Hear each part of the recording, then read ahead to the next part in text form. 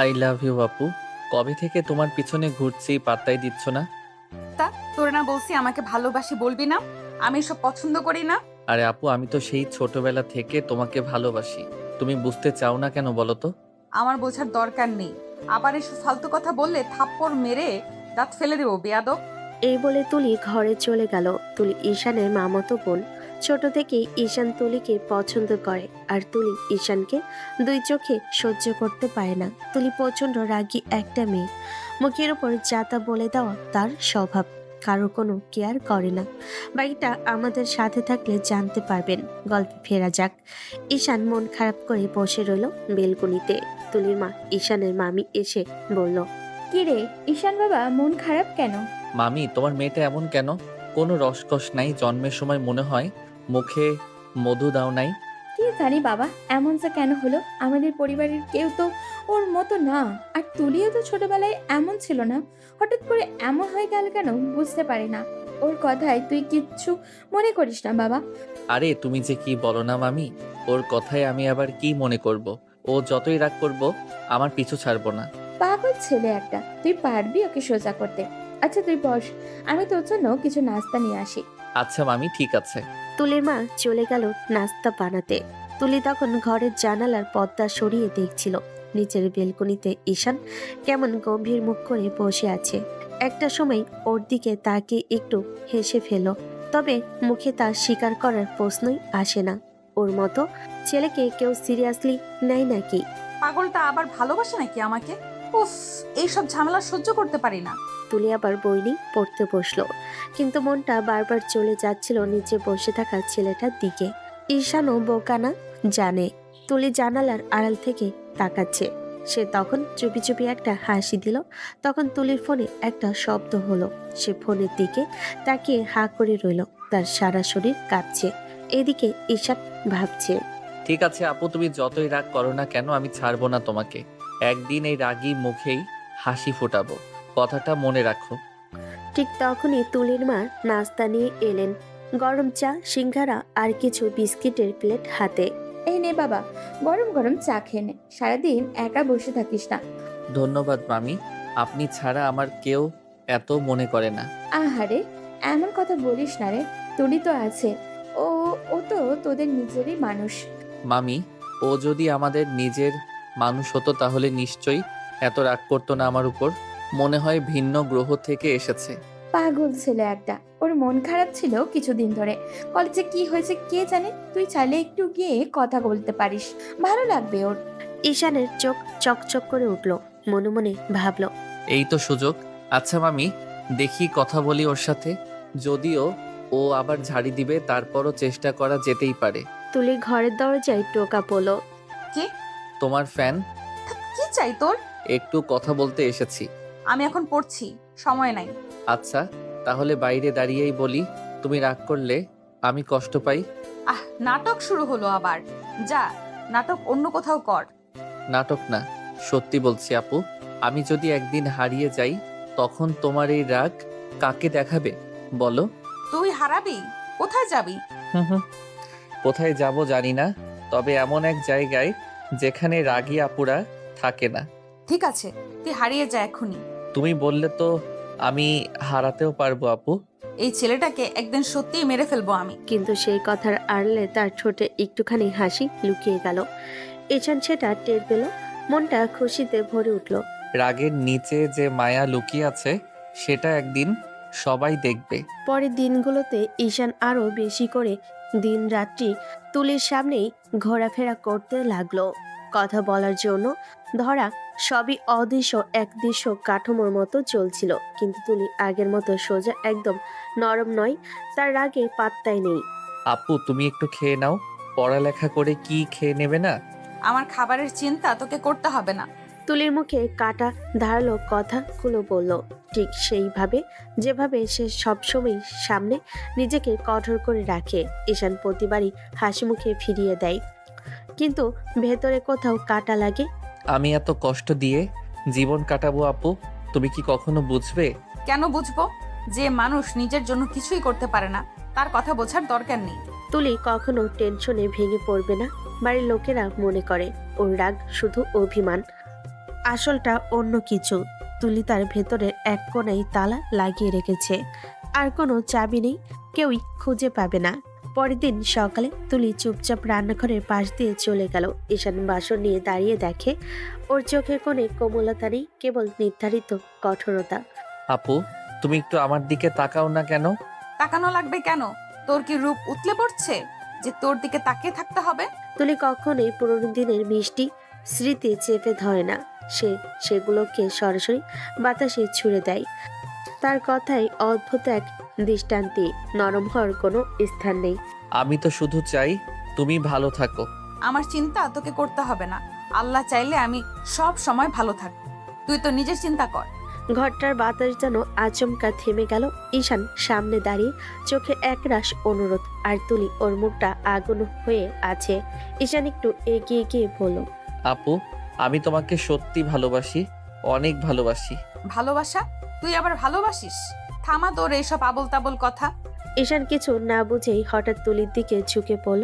এক মুহূর্তে তার ঠোঁট ছুঁয়ে গেল তুলির ঠোঁট। মুহূর্তটাই যেন সমীকে থামিয়ে দিল। তুলি স্থির, তারপরেই আগুনের মতো ফেটে পড়ল। ঈশান, তোকে আমি মেরে ফেলবো আজ। পরের মুহূর্তেই এক চরের শব্দ। তুলি ঝাঁপিয়ে পড়ে ঈশানের গালে থাপ্পড় বসিয়ে দিল। তোর সাহস হলো আমাকে কিস করার? তুই কি পাগল নাকি? তোর মতো বেয়াদব অসভ্য ছেলেকে আমি ঘৃণা করি। ঈশান চুপচাপ দাঁড়িয়ে রইল, মুখে শুধু একরাশ লজ্জার কষ্ট। তুলি এবার দরজার দিকে ঈশানকে ঠেলে দিল। এক্ষুনি বের হয়ে যা আমার ঘর থেকে, আর কোনোদিনও এই ঘরে পা দিবি না। ঈশান কিছু বলতে গেল, তুলি আবার চিৎকার করে উঠল। তোদের মতো ছেলেরা শুধু সুযোগ খোঁজে। একটা মেয়েকে দেখলেই প্রেম ভালোবাসা। যা এক্ষুনি বের হয়ে যা আমার রুম থেকে। ঈশান মুখ নামিয়ে ধীরে ধীরে দরজার বাইরে চলে গেল। দরজাটা জোরে বন্ধ হয়ে গেল তার পেছনে। ঘরটা নিস্তব্ধ হয়ে গেল। তুলি রাগে কাঁপছে, বুক ওঠানামা করছে। হঠাৎ আয়নার সামনে গিয়ে দাঁড়ালো সে। নিজের প্রতিবিম্বের দিকে তাকিয়ে চোখ রাঙালো। তোর কিস করার সাহস হলো? এটাই তোর ভালোবাসা? ছি! টেবিলের উপর থেকে টিস্যু টেনে নিয়ে ঠোঁট মুছতে লাগলো বারবার, যেন সেই ছোঁয়া মুছে ফেলতে চাই। একবার নয়, বারবার, যতক্ষণ না রাগে হাত কাঁপে। আমি নরম হব না। শুনছিস ঈশান, তুই যা করেছিস তার জন্য আমি কখনো তোকে ক্ষমা করব না। আয়নায় নিজেকে দেখে তুলি আবার টিস্যুটা ফেলে দিল, মুখ ঘুরিয়ে জানালার পাশে গিয়ে দাঁড়ালো। বাইরে অন্ধকার, ভেতরে রাগে ভরা এক মেয়ে যে কাউকে বিশ্বাস করতে জানে না। ভালোবাসায় নরম হয় না। রাত গভীর হয়ে গেছে, চারপাশের নিস্তব্ধতা, শুধু বাইরের হালকা হাওয়ার শব্দ। ঈশান বিছানায় শুয়ে ছাদের দিকে তাকিয়ে আছে, চোখে একরাশ অনুতাপ, মনে হাজারটা চিন্তা। আমি কি করলাম আজ? তুলিকে কিস করা মোটেও উচিত হয়নি, একদম না। তার গলায় কাটার মতো আটকে আছে আফসোসের ঢোক। সে জানে তুলি এমনিতে ওকে সহ্য করতে পারে না, আর আজ যা করলো তারপর তো ওর ঘৃণা আরো বাড়বে। তুলি আপু তো এমনিতেই আমার সাথে কথা বলতে চায় না, হাসে না, কাছে আসতে দেয় না। এখন তো আরো ঘৃণা করবে আমাকে। আহারে, আমি কত বড় বোকামি করে ফেললাম। ঈশান মুখে হাত দিয়ে চোখ মুছলো, চোখ দুটো ভিজে উঠেছে, কিন্তু কান্না চেপে রাখলো। বুকটা ভারী লাগছে, কেউ যেন ওর ভেতরে পাথর বসিয়ে দিয়েছে। আমি তো শুধু ভালোবাসাটা বোঝাতে চেয়েছিলাম, কিন্তু যেভাবে বোঝালাম সেটা ভুল ছিল। তুলি আপু হয়তো কোনোদিনই আমাকে ক্ষমা করবে না। ওর মনে বারবার বাজছে তুলির রাগে ভরা কথা। বেয়াদব, তোকে আমি ঘৃণা করি। প্রতিটা শব্দ যেন ছুরির মতো কেটে যাচ্ছে বুকের ভেতর। আবেগের বশে কত বড় ভুল করে ফেললাম আমি। ভালোবাসা বোঝাতে গিয়ে অসম্মান করে ফেলেছি ওকে। সে বিছানার দিকে ফিরে চুপচাপ চোখ বন্ধ করলো। জানালার বাইরে চাঁদের আলো এসে মুখে পড়ছে, কিন্তু ওর ভেতরে শুধু অন্ধকার। একটা অনুশোচনায় ভরা রাত, যেখানে ঈশান বুঝে গেল ভালোবাসে শুধু বলাই নয়, বোঝারও একটা সময় লাগে, আর সেই সময়টা সে নিজেই নষ্ট করে ফেলেছে। সকালটা তাজা, ঘর ভেতরে হালকা আলো ঢুকে পড়েছে, বাতাস ঠান্ডা, রাস্তার কাছের শব্দ। ঈশান দরজা খুলে আর নড়ে বসে। আজ সাবধানে ধীরে ধীরে এগোলো, তার মনটা ভর্তি অনুতাপে। সিদ্ধান্ত নিয়ে সে তুলির ঘরের সামনে এসে হাত দুটো কাঁপছিল। আপু, আমার কথা একটু শোনো প্লিজ। আমি সত্যিই সরি বলছি। তুলি দরজা খুলে সামনে এসে দাঁড়ালো, চোখে আগুন, গলা কাঁপছে না, বরং গর্জনের মতো কঠিন। ওর হাত দুটো কাঁপছিল না, গালটা লাল, ঠোঁট কুঁচকে। খবরদার ঈশান, তোকে আমার আশেপাশে যেন আর না দেখি। তোকে দেখি আমার শরীরে আগুন জ্বলে। তুই যে ব্যবহারটা আমাকে করেছিস, তোকে ঘাট ধাক্কা দিয়ে বাসা থেকে বের করে দেওয়া উচিত ছিল। তুলির কণ্ঠে রাগ, কটাক্ষ, অপমান সব মিশে থাকা। সে আগে থেকেই বলেছে পরের বারে এমন কিছু করলে মাঠের আলোয় নামিয়ে দেবেন। ঈশান চেঁচাতে চাইলো, গলায় শব্দ আটকে গেল। আপু আমি বুঝতে পারিনি, আবেগের বশে করেছিলাম। মেয়ে দেখলে আবেগ উঠে তাদের কাছে যেতে ইচ্ছা করে। লম্পট কোথাকার। আমি লম্পট নই, বিশ্বাস করো। আমি আমি শুধু ভালোবাসি বলেছি, ভুল হয়েছে। তুই কি ছেলে না ঈশান? প্রতিটা মেয়েকে দেখলেই কি ঠোঁটে ঠোঁট লেগে পড়বে? তোর মতো লম্পট দুশ্চরিত্র, তোদেরকে কোনো বিশ্বাস নেই। তুলির মুখে তীব্র অবমাননার শব্দ। রাগের কথা একটুও কমছে না। সে এক এক করে বলে যাচ্ছে যেন সারা জীবন ধরে জমে থাকা ক্ষোভ ঢেলে দিচ্ছে। বাড়ির সবাইও শুনতে পাই, তুলি কাউকে পরোয়া করে না। ঈশান বারবার কণ্ঠে কাপড় নিয়ে বলল, আমি বুঝি আমার কাজ ঠিক ছিল না। আমি ভেবেছিলাম তোমার কাছে আমার ভালোবাসাটা সত্যি পৌঁছাবে। আমি আমি ভুল করেছি। আমি ক্ষমা চাইছি আপু, আমি এমন করতে চাইনি। তুই ক্ষমা চাইছিস? ক্ষমা চাইলেই মুছে যাবে সব? তোকে কি আমি শুধু শুধু অপমান করি না? তোর কার্যকলাপের জন্য তুই অপমানিত হোস। তুলি হলুদের মতো বাক্য খুলছে। ওর প্রতিটি কথাই কাটলো চাকা। ঈশান কানে কানে শুনছে, কিন্তু ওর মুখে আর কোনো আপত্তি নেই। ওর কণ্ঠে শুধুই অনুতাপ। আপু আমি বুঝি, আমি ভুল বুঝেছি। আমার আবেগ নিয়ন্ত্রণে ছিল না। তুমি যা বলছো তাই হবে। আমি প্রতিজ্ঞা করছি আর কখনো তোর কাছে এমনভাবে আসবো না যদি তুই না চাও। আমি নিজেই তোকে সোজা করে দিব। তুই ভাবিস আমার কাছে টেনে নিয়ে কিস করলে আমি নরম হয়ে যাব? ভুলে গেলে হবে? আমি এমন মেয়ে না। তুলি কথা শেষ করেছে কঠোরভাবে। ওর চোখে পানি দেখা গেলেও মুখে কোনো দুর্বলতা প্রকাশ পায় না। ও অভিমান করেছে ব্যথা দেওয়াই, কিন্তু নরম হবে না এই সংকল্পে অটল। আপু আমি আসলেই বদলাতে রাজি। আমি তোমার সম্মান রাখবো। আমি ওদের মতো নই। তুমি যে কথা বলছো, আমি আর চাই না কাউকে কষ্ট দেই। শুধু আমাকে একটা সুযোগ দিও, ভালো কিছু করে দেখাতে চাই। সুযোগ? তোকে আর কোনো সুযোগ দিব না। আজকের মতো একবারই হয়েছে। তোর এই সাহসটাই এমন অবমাননা কর। আমি চাই না তোকে। আমি চাই না তোদের মতো কাউকে। রান্নাঘরের থেকে ধোঁয়া উঠছে। তুলিমা হাতের পাতিল নামিয়ে ঈশানের দিকে তাকালেন। ছেলেটার মুখটা আজ অদ্ভুত গম্ভীর। সারাটা সকাল একবারও হাসেনি। তুলিমা শান্ত গলায় বলেন, কিরে ঈশান, মন খারাপ কেন? ঈশান মাথা নিচু করে বসে রইল কিছুক্ষণ, তারপর আস্তে বলল, তেমন কিছু না মামি, আমি আজ বাড়ি যেতে চাই। তুলিমা একটু অবাক হয়ে চোখ বড় করলেন। আজ যাবি? আরে তুই না তো কালই এলি, এমন কি হলো রে? ঈশান হালকা হেসে ফেল, কিন্তু সেই হাসিতে কেমন জানি একটা কষ্ট লুকিয়ে আছে। এমনি মামি, মনটা ভালো লাগছে আজ। বাড়ি যাই, একটু শান্তি পাবো হয়তো। তুলিমা থমকে গেলেন কিছুক্ষণ। ছেলেটার কণ্ঠে এমন এক শান্ত দুঃখ, যেন ভেতরে কিছু চেপে রেখেছে। তিনি মৃদু নিঃশ্বাস ফেলে বলেন, ঠিক আছে বাবা, যদিও এমন হয় তবে যাস, কিন্তু মন খারাপ করে যাস না। আমি জানি তোর কষ্ট কিছু আছে বুঝি। ঈশান চোখ নামিয়ে রাখলো, চুপচাপ উঠে দাঁড়িয়ে বলল, না মামি, কিছু না। আমি শুধু একটু একা থাকতে চাই। তুলিমা তাকিয়ে রইলেন তার দিকে। মনে মনে ভাবলেন, এই ছেলেটার হাসির আড়ালে কত কথা লুকানো। দুপুরে রোদ জানালা পেরিয়ে ঘরে ঢুকছে। টেবিলের উপর সাজানো গরম ভাত, ডাল আর সবজি। তুলি পানির গ্লাস হাতে নিয়ে বসতে যাচ্ছিল, হঠাৎ খেয়াল করলো টেবিলে ঈশানের প্লেটটা খালি। চারপাশে তাকিয়ে একটু বিরক্ত স্বরে বলল, মা, ঈশান কোথায়? খেতে আসেনি নাকি? তুলির মা চুপচাপ ভাত পরিবেশন নিয়ে হাত থামিয়ে বললেন, ঈশান তো সকালে চলে গেছে রে মা, বলল মন ভালো লাগছে না।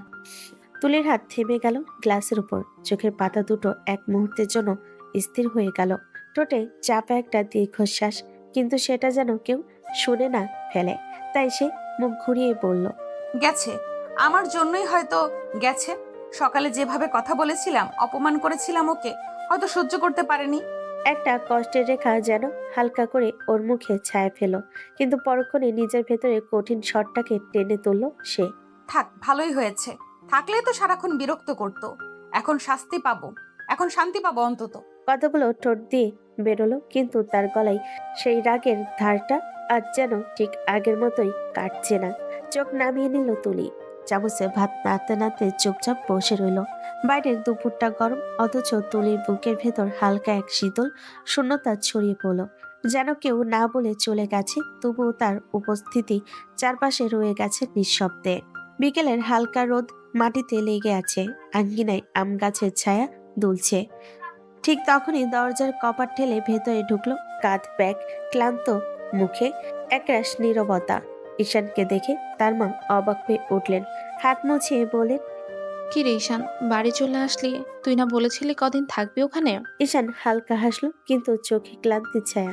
ভালো লাগছিল না মা, তাই চলে এলাম। মা একটু থেমে ছেলেটার দিকে তাকালেন, যেন কিছু বোঝাতে চাইলেন। তারপর মৃদু গলায় বললেন, ঠিক আছে, আগে হাত মুখ ধুয়ে নে, আমি খাবার বাড়ছি। ঈশান ব্যাগটা সোফার পাশে রেখে বলল, মা পরে খাবো, এখন অনেক ঘুম পাচ্ছে, একটু ঘুমাবো। মা কিছু বলতে গিয়েও থেমে গেলেন। হয়তো বুঝতে পারলেন ছেলেটা শুধু ক্লান্ত না, ভেতরে কোথাও কেমন যেন ভারী হয়ে আছে। ঈশান ধীরে ধীরে নিজের রুমে চলে গেল, দরজাটা বন্ধ করে নিঃশব্দে ওয়াশরুমে ঢুকলো। ঠান্ডা পানির ঝাপটা মুখে লাগতেই একটা গভীর নিঃশ্বাস পেল। গোসল সেরে আয়নায় তাকালো সে। চোখের তলায় হালকা লালচে দাগ, যেন অনেক রাতের জমানো চিহ্ন। তোয়ালে দিয়ে চুল মুছে বিছানায় গিয়ে শুয়ে পড়ল। বাইরে তখন সন্ধ্যার আলো মিলান হয়ে এসেছে। ঈশান চোখ বন্ধ করলো, কিন্তু মনের ভেতর তুলির মুখটা ঘুরে ফিরে আসতে লাগলো। তার বলা সেই কঠিন কথাগুলো এখনো কানে বাজছে। তোকে আমি পছন্দ করি না। ঈশান চোখ বন্ধ করে নিঃশব্দে বলল, সত্যি তুমি জানো না তুলি আব্বু, আমি কেন চুপচাপ চলে এসেছি? আমি তোমার চোখের দিকে তাকাতে পারছিলাম না, নিজেকে অপরাধী লাগছিল। তারপর ধীরে ধীরে ক্লান্ত চোখে ঘুম এসে ভর করলো।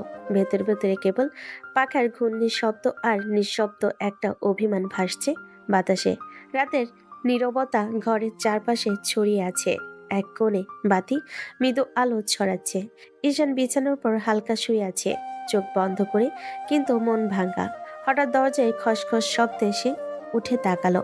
ঈশানের মা নিঃশব্দে ঘরের মধ্যে প্রবেশ করলেন, চোখে চিন্তার ছায়া, মুখে মৃদু উদ্বেগ। ঈশানের পাশে এসে বসে বলেন, বাবা, কি হয়েছে? তোরা আমাকে খুলে বল না। ঈশান প্রথমে কিছু বলল না, চোখের পাতা ভিজে উঠল। তারপর কাঁদতে কাঁদতে কণ্ঠে ভাঙা আওয়াজে বলল, মা, আমি আমি তুলি আপুকে খুব ভালোবাসি, তুলি আপুকে আমার করে দাও না। ঈশানের মা কিছুটা অবাক হয়ে চোখে আশ্চর্যতার ছায়া মাখিয়ে বলেন, তুই এসব কি বলছিস রে? তুলি তোর থেকে বড়। ঈশান মাথা নিচু করে আরেকবার কান্না থামাতে পারল না। আমি এসব কিছু জানি না মা, আমি শুধু তুলিকে চাই, আমি তুলিকে বিয়ে করতে চাই। মা কিছুক্ষণ চুপচাপ তাকিয়ে রইলেন, তারপর ধীরে ধীরে হালকা হেসে বলেন, আচ্ছা, দেখি কি করা যায়। ঈশান কিছু বলতে চাইল, কিন্তু মাতার কপালের উপর হাত রাখলেন। মৃদু আলতো স্পর্শ দিয়ে বললেন, এখন ঘুমিয়ে পড়, সব ঠিক হয়ে যাবে। এরপর তিনি নীরবে ঘর থেকে বেরিয়ে গেলেন, দরজা আস্তে আস্তে বন্ধ করে দিলেন। ঈশান আবার বিছানায় শুয়ে চোখে জল আর মুখে হালকা হাসি নিয়ে মৃদু বলল, মা ধন্যবাদ। ঘরের কোণে বাতির আলো নরম হয়ে গেল, কিন্তু ঈশানের হৃদয়ে হালকা শান্তি ঢেউ খেলল। সেই রাত, সেই নিঃশব্দ মুহূর্তে জন্ম নিল নতুন আশা। রাতের নীরবতা ঘরে ভরে আছে। ঈশান কাঁদতে কাঁদতে বিছানায় শুয়ে আছে। পাশের ঘরে বসে মাতার কান্না শুনে শুধু নিজে ভাবছেন ছেলেটার মনটা কতটা ভারী। তিনি শেষ পর্যন্ত ফোন হাতে তুলে নিলেন। ঈশানের মা ফোনে বলেন, ভাবি, ঈশান সে তুলিকে বিয়ে করতে যাচ্ছে। দূর থেকে ফোনের অপর প্রান্তে তুলির মায়ের কণ্ঠ কিছুটা অবাক ভার। কি বলছো? ও কি সত্যি? আমার আগেই মনে হয়েছিল ঈশান তুলিকে পছন্দ করে, কিন্তু তুলি তো মনে হয় ওকে পছন্দ করে না। ঈশানের মা কিছুক্ষণ চুপচাপ থাকলেন, তারপর শান্ত গলায় বলেন, আপনি দেখুন না ভাবি, কি করা যায়। ঈশান খুব কাঁদছে, শুধু তুলির জন্য। সে বারবার বলছে তুলিকে যেন তার বউ করে এনে দিই।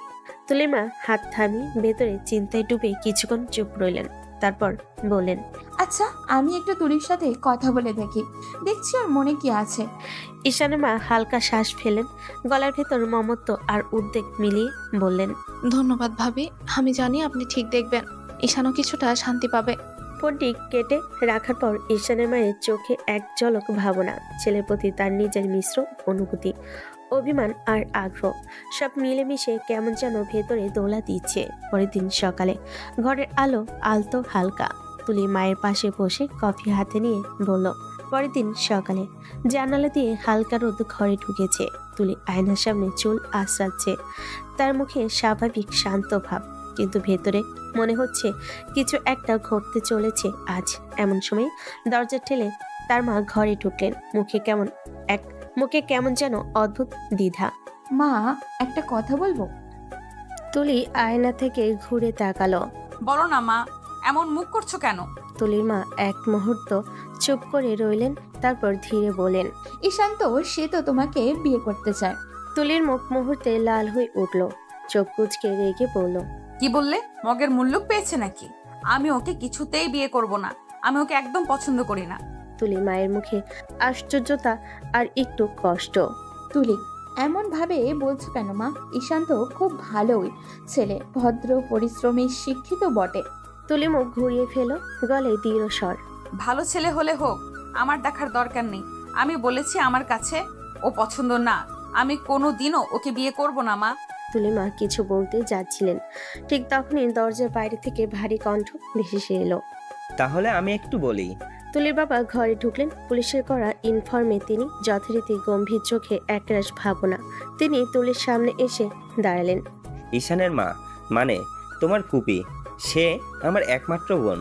জীবনে সে কখনো আমার কাছে কিচ্ছু চায়নি, কিন্তু আজ জীবনের এই প্রথমবার সে একটা জিনিস চেয়েছে, তোমাকে ঈশানের বউ হিসাবে। তুলির মুখ থেমে গেল, কিন্তু চোখে রাগ ঝলসে উঠল। আমি কোনো পণ্য না বাবা। আমাকে কেউ চাইলেই আর আপনি দিয়ে দিবেন। আমারও অনুভূতি আছে, আমার পছন্দ আছে। পুলিশ বাবা নিঃশব্দে তাকিয়ে রইলেন মেয়ের দিকে, তারপর নিচু স্বরে কঠিন গলায় বললেন।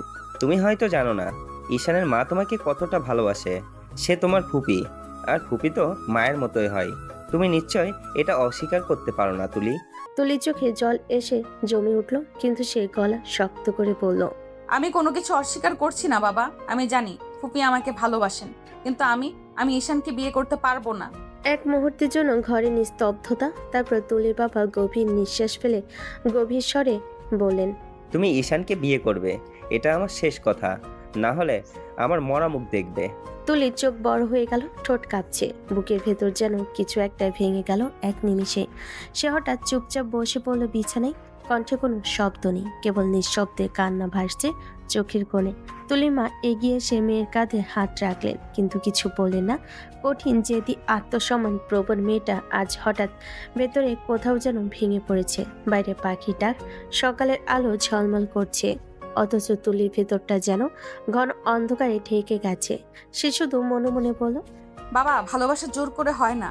তবুও যদি আপনি চান আমি করব বিয়ে, তবে ভালোবাসতে পারবো না। আজ সকালটা ঘরের ভেতরে আলোর মতো ঝলমল করছে। সবকিছু সাজানো, ফুলের ঘ্রাণ ভরে গেছে আঙ্গিনা আর ঘরের কোণগুলো। ঈশান বিছানার সামনে দাঁড়িয়ে আয়নায় নিজের চেহারা দেখছে। ভেতরটা কেমন যেন উত্তেজনায় কম্পয়মান। হঠাৎ দরজার কপাট ধাক্কা দিয়ে খুলল এক বন্ধুর মুখ, হাসি ঠোঁটের কোণে। কিরে ভাই, তুই তো আগেই বলেছিলি তুলি আপু তোকে পছন্দ করে না, তাহলে বিয়েতে রাজি হলি কেমনি? ঈশান একটু হাসলো, চোখে সেই ভেতরে উচ্ছ্বাস আর একটু লাজ। ভাই, আমি তো নিজেও তাই ভাবছি। তুলি আপু আমাকে দেখতেই পারে না, এত সহজে রাজি হয়ে গেল। আমি নিজেও বুঝতে পারছি না। বন্ধু কিছুক্ষণ ঈশানের মুখটা দেখলো, তারপর জিজ্ঞেস করলো। হাই, তাহলে সব ঠিকঠাক? ওকে তুই কি? ঈশান গম্ভীর শ্বাস পেল, মুখে হালকা হাসি, চোখে উচ্ছ্বাসের ঝলক। আমার এত কিছু বোঝার দরকার নেই ভাই। তুলি আপু আমার হবে, এটাই আমার জীবনের সবচেয়ে বড় পাওয়া। বন্ধু মাথা নাড়ল, চোখে কৌতূহল আর অবাক ভাব। সত্যি বলছিস? ঈশান খাড়া দাঁড়িয়ে হাতের তালু একটু চাপ দিয়ে বলল। হ্যাঁ, আজ আমার জীবনের সবচেয়ে সুখের দিন। শুধু ভাবতেই কেমন আনন্দ ভরে যাচ্ছে বুকের ভেতরে। এরপর ঈশান ধীরে ধীরে ঘরের মধ্যে নিজেকে সাজানোর কাজ শুরু করলো। হাতে গিয়ার, রুমালে শৃঙ্খল ভাবে কাপড় ঠিক করে রাখলো। লাল শেরওয়ানি হাতে তুলে নিয়ে আয়নার সামনে দাঁড়ালো। আজই সব হয়ে যাবে। আর মনে মনে বলল। তার চোখে উজ্জ্বল এক আশার আলো, মৃদু হাসি আর একরাশ উত্তেজনা। ঘরের ভেতর সে একটু ঘুরে বন্ধুকে বলল। ভাই, দেখছিস কতটা সুন্দর সব সাজানো। আজ তুলি আপুর মুখে হাসি দেখতে পাবো, আর আমার জীবনটা নতুন সূচনায় প্রবেশ করবে। আচ্ছা, তোর মনের আশা পূর্ণ হোক। আজকে আনন্দ করব সবাই। ঈশান মুখে হালকা হাসি, মনে এক উত্তেজনা। ধীরে ধীরে সে বিয়ের জন্য পুরোপুরি রেডি হয়ে গেল। লাল শেরওয়ানি আর চোখে তুলি আপুর জন্য অপেক্ষার ঝলক। ঘরের ভেতরে গর্জন করছে আনন্দ। বাইরে গাছের পাতায় হালকা বাতাস খেলছে। আর ঈশান নিজেই আজ জীবনের সবচেয়ে বড় মুহূর্তের অপেক্ষায়। নিজের হৃদয়ে নতুন সুখের এক ঝিলিক অনুভব করছে। আজ আমার জীবনের সবচেয়ে বড় দিন। তুলি আপু, তুমি আমার। রাতটা ছিল একেবারে নিঃশব্দ। বাইরের বাতাসে একটা ঠান্ডা সুর বাজছিল। ঘরের ভিতর সাজানো ফুলের গন্ধে যেন হালকা মিষ্টি ভাব। তবুও সেই সাজ, সেই সৌন্দর্যের মধ্যে তুলির চোখে কোণে ঝিলিক নেই, মুখে গম্ভীর ভাব। চোখের নিচের দিকে নামালো।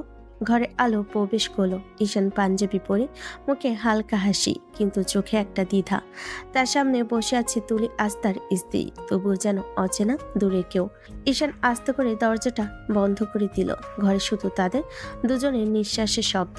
কিছুক্ষণ নীরবতা, তারপর ঈশান ধীরে ধীরে তুলির দিকে এগিয়ে এলো। তুলির শাড়ির আঁচল মেঝেতে পড়ে আছে, আলোয় ঝলমল করছে কপালে টিপটা। ঈশান কিছু বলল না, শুধু একদম কাছে সে তুলির কানে ফিসফিস করে বলল, তুলি, আজ আমাদের নতুন জীবন শুরু হলো। একটু তাকিয়ে দেখো আমার দিকে। তুলি চোখ তুলে তাকানি, ঠোঁট শক্ত করে চেপে রেখেছে। ঈশান এগিয়ে এসে ধীরে ধীরে তার পাশে বসলো। তারপর হঠাৎ সাহস করে একটা হালকা চুমু খেয়ে ফেলল তুলির গালে। মুহূর্তে আগুন জ্বলে উঠল তুলির চোখে। সে ঝটকা মেরে উঠে দাঁড়ালো। রাগে গাল লাল হয়ে গেছে। রাগের ঝড়ে ঈশানকে ধাক্কা দিয়ে মেঝেতে ফেলে দিল। তুই কোন সাহসে আমাকে টাচ করলি? হ্যাঁ, আমি তোকে আগেও বলেছি আমার শরীরে হাত দিবি না। ঈশান অবাক হয়ে তাকিয়েছে, কপালের ঘাম বুক ধুকধুক করছে। কিন্তু তুলি, এখন তো আমাদের বিয়ে হয়ে গেছে। আমি তো তোমার স্বামী। তুলি ব্যঙ্গ করে হেসে ফেল। সেই হাসিটা যেন কাটার মতো বিঁধে গেল ঈশানের বুকে। বিয়ে হিসেবে তাতে কি হয়েছে? আমি তোকে স্বামী হিসেবে মানি না, তোকে আমি কোনোদিনই মানবো না, বুঝলি? ঈশান নিঃশব্দে তাকিয়ে আছে তার দিকে। কিছু বলতে চাই, কিন্তু গলা আটকে গেছে। যদি নাই মানো তাহলে বিয়ে করলে কেন? তুলির চোখে ঝলক খেলো, কণ্ঠে বিষ ঢালা সুর। বিয়ে আমি করিনি, আমাকে করানো হয়েছে। আমার বাবা জোর করেছে। আমি স্পষ্ট বলেছিলাম আমি তোকে ভালোবাসি না, কিন্তু উনি শোনেননি। তাই এটা মনে রাখিস, তুই আমার জীবনে একটা বোঝা ছাড়া আর কিছুই না। খবরদার আমার কাছ থেকে স্বামীর অধিকার চাইবি না। ঈশানের বুকের ভেতরটা হঠাৎ যেন ভারী হয়ে গেল। সে নিঃশব্দে তুলির দিকে তাকিয়ে থাকলো। চোখে কষ্ট, ঠোঁটে কোনো কথা নেই। তুমি জানো না তুলি, আমি তোমাকে কতটা ভালোবাসি। তোমার এই ঘৃণার পেছনেও আমি তোমার মুখে হাসি দেখতে চাই। হয়তো তুই বুঝবে না এখন, কিন্তু একদিনই ভালোবাসার মানে বুঝবে। তুলি ততক্ষণে মুখ ফিরিয়ে নিয়েছে, গিয়ে জানালার পাশে দাঁড়িয়েছে। বাইরে রাতের বাতাস হালকা নড়ছে, কিন্তু তার ভেতরটা যেন ঝড়ে ভরে গেছে। ঈশান মেঝে থেকে উঠে ধীরে ধীরে নিচে জায়গায় বসে পড়ল। চোখে জল জমেছে, তবু কণ্ঠে কোমলতা। আমি জানি তুমি রাগ করে বলছো, আমি কিছু জোর করব না। তুমি যেমনটা চাও আমি তেমনটাই করব। কিন্তু তুমি চাইলেও আমি তোকে ভালোবাসা বন্ধ করতে পারবো না তুলি। তুলি কোনো উত্তর দিল না, শুধু বাতাসে তার চুল উড়ে গেল। চোখের কোণে হালকা ঝিলিক, যেন কোথাও লুকিয়ে আছে অজানা দ্বন্দ্ব। রাতটা চুপচাপ কেটে গেল। একটা বিছানায় দুই মানুষ, কিন্তু তাদের মাঝে হাজার মাইলের দূরত্ব। ঈশান চোখ বন্ধ করে শুয়ে আছে, মনে মনে বলছে, তুমি যতই দূরে থাকো তুলি, আমি প্রতিদিন তোমাকে ভালোবাসবো, নীরব ভালোবাসায়। আর তুলি জানালার পাশে বসে আছে, ঠোঁটে কঠোরতা, কিন্তু চোখের কোণে এক ফোঁটা জল গড়িয়ে পড়ে যাচ্ছে। রোদ হালকা করে ঘরের জানালা দিয়ে ঢুকছে। কাপা আলো বিছানার উপর পড়েছে। তুলির চোখ ধীরে ধীরে খুলল। প্রথম দেখায় সে যা পেল, চোখ ফেটে গেল। ঈশান এখনো ঘুমের ঘরে, তার হাত তুলিকে ঘিরে ধরে আছে। তুলির শরীর অবচেতনভাবে একটু ভর করছে, কিন্তু মেজাজ একেবারে উত্থাল পাত্থাল। তুই কি করছিস? ছাড় ছাড় ঈশান। ঈশান চোখ ভিজিয়ে ধীরে ধীরে ঘুমের ঘরে তাকে আরো কাছে টেনে নিল। মুখটা তুলির গলায় ডুবিয়ে দিল। তুলির মেজাজ আরো গরম হয়ে গেল। হায়, লজ্জা নেই তোর? আমি তোকে কালই বলেছিলাম আমার কাছে আসবি না, আর এখন আবার আমাকে জড়িয়ে ধরছিস? বেহায়া কোথাকার। তুলি নিজের সর্বশক্তি ব্যবহার করে ঈশানের হাত থেকে ছাড়ার চেষ্টা করলো, কিন্তু ঈশানের জোরে ঘুমের ঘরে। তুলির ক্রোধে এক মুহূর্তে সে ঈশানের হাত কামড়ে দিল। ঈশান হঠাৎ লাফিয়ে উঠে চোখ কপালে উঠে বলে, কি হয়েছে? তুলি চোখ চকচক করে তাকালো। বুকে তার বুকে রাগ আর লজ্জা একসাথে। তোর লজ্জা নাই বেহায়া কোথাকার? ঈশান হঠাৎ নিজেকে বুঝলো, চোখের সামনে সবকিছু স্পষ্ট হলো। সে তুলিকে ধীরে ধীরে ছেড়ে দিল, হাত সরিয়ে মৃদু স্বরে বলল, সরি তুলি, আমি খেয়ালই করিনি, ঘুমের মধ্যে ছিলাম। ঈশান বুকে ধাক্কা খেয়ে একটু পিছিয়ে গেল, চোখে রাগ, ঠোঁটে এক পাশ হতাশা, কিন্তু ভিতরে হালকা মৃদু কেঁপে থাকা। ঈশান ধীরে ধীরে তুলির পাশে বসে তাকালো, চোখে দুঃখ, ভেতরে অনুশোচনার ঝলক। আমি সত্যি খেয়াল করিনি তুলি, ক্ষমা করো। ঘরের ভেতর চুপচাপ নীরবতা, বাইরে হালকা বাতাস হচ্ছে জানালার ফাঁক। তুলির মেজাজ গরম আর ঈশান চোখে অনুশোচনা নিয়ে বসে আছে। দুজনের মাঝে দূরত্ব কেবল কয়েক সেন্টিমিটার, কিন্তু মানসিক দূরত্ব এক পুরো সাগর। ঈশান চুপচাপ বলল, আমি প্রতিশ্রুতি দিচ্ছি আর কোনোদিন তোমাকে জোর করে স্পর্শ করব না। তুলি নিঃশ্বাস ফেল হালকা রাগের সঙ্গে, মুখে আর কোনো শব্দ নেই, কিন্তু ভেতরে মনের ধাক্কা স্পষ্ট। তুলি ধীরে ধীরে ফ্রেশ হয়ে নিচের দিকে নামলো, আর চোখে এক অদ্ভুত চমক। আজ তার নতুন জীবন শুরু হয়েছে, এখন নতুন দিন। নিচে নেমে সে দেখলো রান্নাঘরে কৌতূহলপূর্ণ গন্ধে ভরা ঘরে বসে আছে ঈশানের মা, তুলির ফুপু। তিনি রান্নার কাজ করছেন, চুলা এবং বটির মাঝখানে মনোযোগ সবকিছু সামলাচ্ছেন। তুলি একটু এগিয়ে বলল, ফুপু কি করছো? ঈশানের মা মুখে হালকা হাসি, ধীরে ধীরে বললেন, এই তো রান্না করছি। কি করতে হবে বলো আমাকে, আমি করে দিচ্ছি। না না, তোর কিছু করার দরকার নেই, বসে থাক, আমি সব করে নিব। তুলি হালকা মাথা নাড়ল, কিন্তু মুখে রেখে নেই, বরং একটু গম্ভীর ভাবে বলল, আমি পারি তো সব ফুপু, একটু আমাকে বলো, আমি হেল্প করছি। ঈশান মা কিছুক্ষণ তাকিয়ে রইলেন, তারপর ধীরে ধীরে বললেন, আচ্ছা তাহলে হালকা হেল্প করবে, শুধু টুকটাক, বাকিটা আমি সামলাবো। তুলি রান্নাঘরের পাশে এসে দাঁড়ালো, হাত বটিতে, চোখে উৎসাহ। তারা দুজন মৃদু কথায় কথা বলছে, মাঝে মাঝে হাসি, মাঝে মাঝে চুপচাপ। ফুপু জানতেন তুলির এই ছোট্ট সাহায্য আসলে বড় আনন্দ নিয়ে আসে। তুলি হেসে বলল, তোমার সাথে রান্না করাটাও মজা লাগছে। ঠিক আছে চলো, এখন দেখি কার হাতের রান্না আগে শেষ হয়। রোদ হালকা আলো নিয়ে ঘরের ভেতর ঢুকছে। রান্নাঘরের গরম বাতাসে তুলি শাড়ির আঁচল কোমরের গুজে বসে আছে, হাতের সাথে বটির মধ্যে সবকিছু ঠিকঠাক করছে। চোখে মনোযোগ, ঠোঁটে অদ্ভুত এক মৃদু হাসি। ঈশান ফ্রেশ হয়ে নিচে নামলো। জানালার আলোয় তার চোখে এক ঝলক আনন্দ। সে ঢুকে দেখল তুলির এমন দৃশ্য, শাড়ির আঁচল কোমরে গুজে রান্নায় মনোযোগী। তার চোখে হঠাৎ ভালো লাগার ঢেউ, মনে হলো এ সত্যি পাক্কা গৃহিণী। ঈশান ধীরে ধীরে সোফায় বসলো, বলল না, শুধু চুপচাপ ফোনে নীরবভাবে কিছু টিপছে চোখে, কিন্তু চোখ বারবার তুলির দিকে। প্রতিটা হাসি, প্রতিটা হাতের কাজ, সবকিছুই তার মনে গভীর ছাপ ফেলেছে। ঈশানের মা রান্নাঘরের পাশ থেকে এক নজর দেখে বলেন, দেখি শান্তুলি রান্না করেছে। ঈশান হালকা হেসে শুধু মাথা নাড়ল। কিছু বলতেই তার মন চাইল না, বরং সে আরো কাছ থেকে তুলিকে দেখলো। তুলি একটু ফিরে তাকালেন ঈশানের চোখের দিকে, চোখে ধাঁধার এক ঝলক। মনে হলো এই মুহূর্তে কিছু বলার দরকার নেই, শুধু দেখা, অনুভব করা যথেষ্ট। ঈশান চোখে আরেকবার তাকালো, মনে মনে বলল, কি সুন্দরভাবে কাজ করছে, কত মনোযোগী, কিন্তু আমার সাথে কেন এমন করে আমি বুঝি না। ঈশানের মা রান্নার কাজ সামলাচ্ছে, মাঝে মাঝে ঈশানের দিকে তাকিয়ে হেসে নিচ্ছেন। ঘরের ভিতর এক নিঃশব্দ আনন্দ। সোফায় বসা ঈশান ফোনের আড়ালে চুপচাপ তাকিয়ে আছে। কেন যেন প্রতিটি মুহূর্ত মনে হচ্ছে জীবনের সব থেকে বড় সুখ। দুপুরে সূর্য হালকা আলো ছড়াচ্ছে, ঘরের ভেতরটা উষ্ণ। তুলির রুমে শান্তি, বাতাসে হালকা ঘ্রাণ। তুলির মন আজ একটু অস্থির, চোখে রাগ আর ঠোঁটে কেমন এক মৃদু চাপ। তুলি গোসলের জন্য বাথরুমের দিকে এগিয়ে গেল।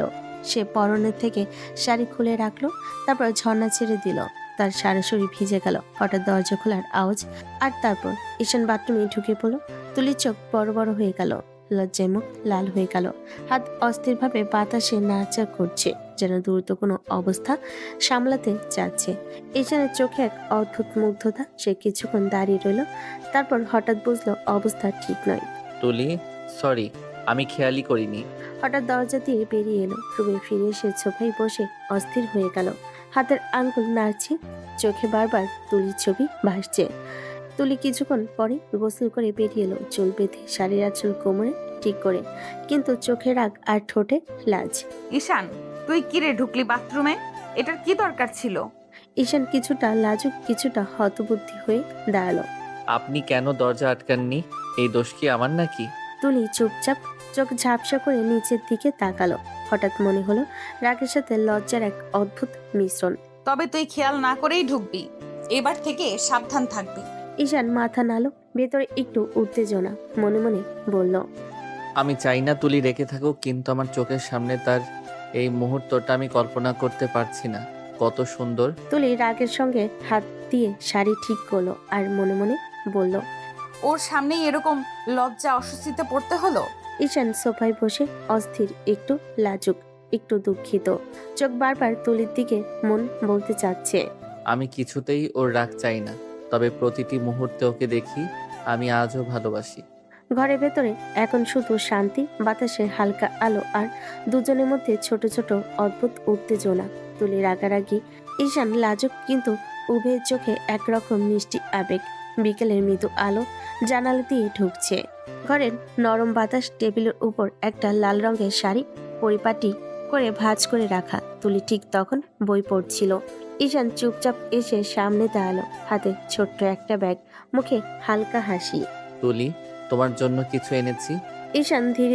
ঈশান ধীরে ব্যাগ খুলে ভেতর থেকে বের করলো শাড়িটা। চকচকে গাঢ় লাল পাড়ে সোনালি কাজ। রোদের আলোয় যেন এক মুহূর্তে ঘরটা আলোকিত হয়ে গেল। এটা তোমার জন্য। পরো তো দেখি তোমার গায়ে কেমন লাগে। কেন আমি পরবো? তোর কি মনে হয় আমি পরবো এটা? আমি দেখতে চাই এই শাড়িটা তোমার গায়ে কেমন মানায়, সেটা জানার ইচ্ছে হলো। আমার ঠেকা পড়ে নাই তোর কথা শুনতে। আমি যা খুশি পরবো। তুই কে রে বলার? যদি নিজে না পরো তাহলে কিন্তু আমি নিজে তোমাকে পরিয়ে দিব। সেটা নিশ্চয়ই তোমার ভালো লাগবে না। ঈশান একটু এগিয়ে এসে মৃদু স্বরে বলল। তুলির চোখ বড় হয়ে গেল, রাগে গাল লাল হয়ে উঠল। তোর সাহস হবে এমন কিছু করার? রেগে লাভ নাই তুলি, তাড়াতাড়ি পড়ো, না হলে আমি সত্যি নিজে পড়াবো। তুলির হাতের বইটা টেবিলে পড়ে গেল। সে দাঁড়িয়ে মুখ ওঠানামা করছে রাগে, কিন্তু ঈশানের চাহনি অদ্ভুত শান্ত আর মুগ্ধ। কিছুক্ষণ নীরবতা, তারপর তুলি চোখ সরিয়ে নিয়ে শাড়িটা হাতে তুলে নিল। তুই একদমই অশান্ত ছেলে।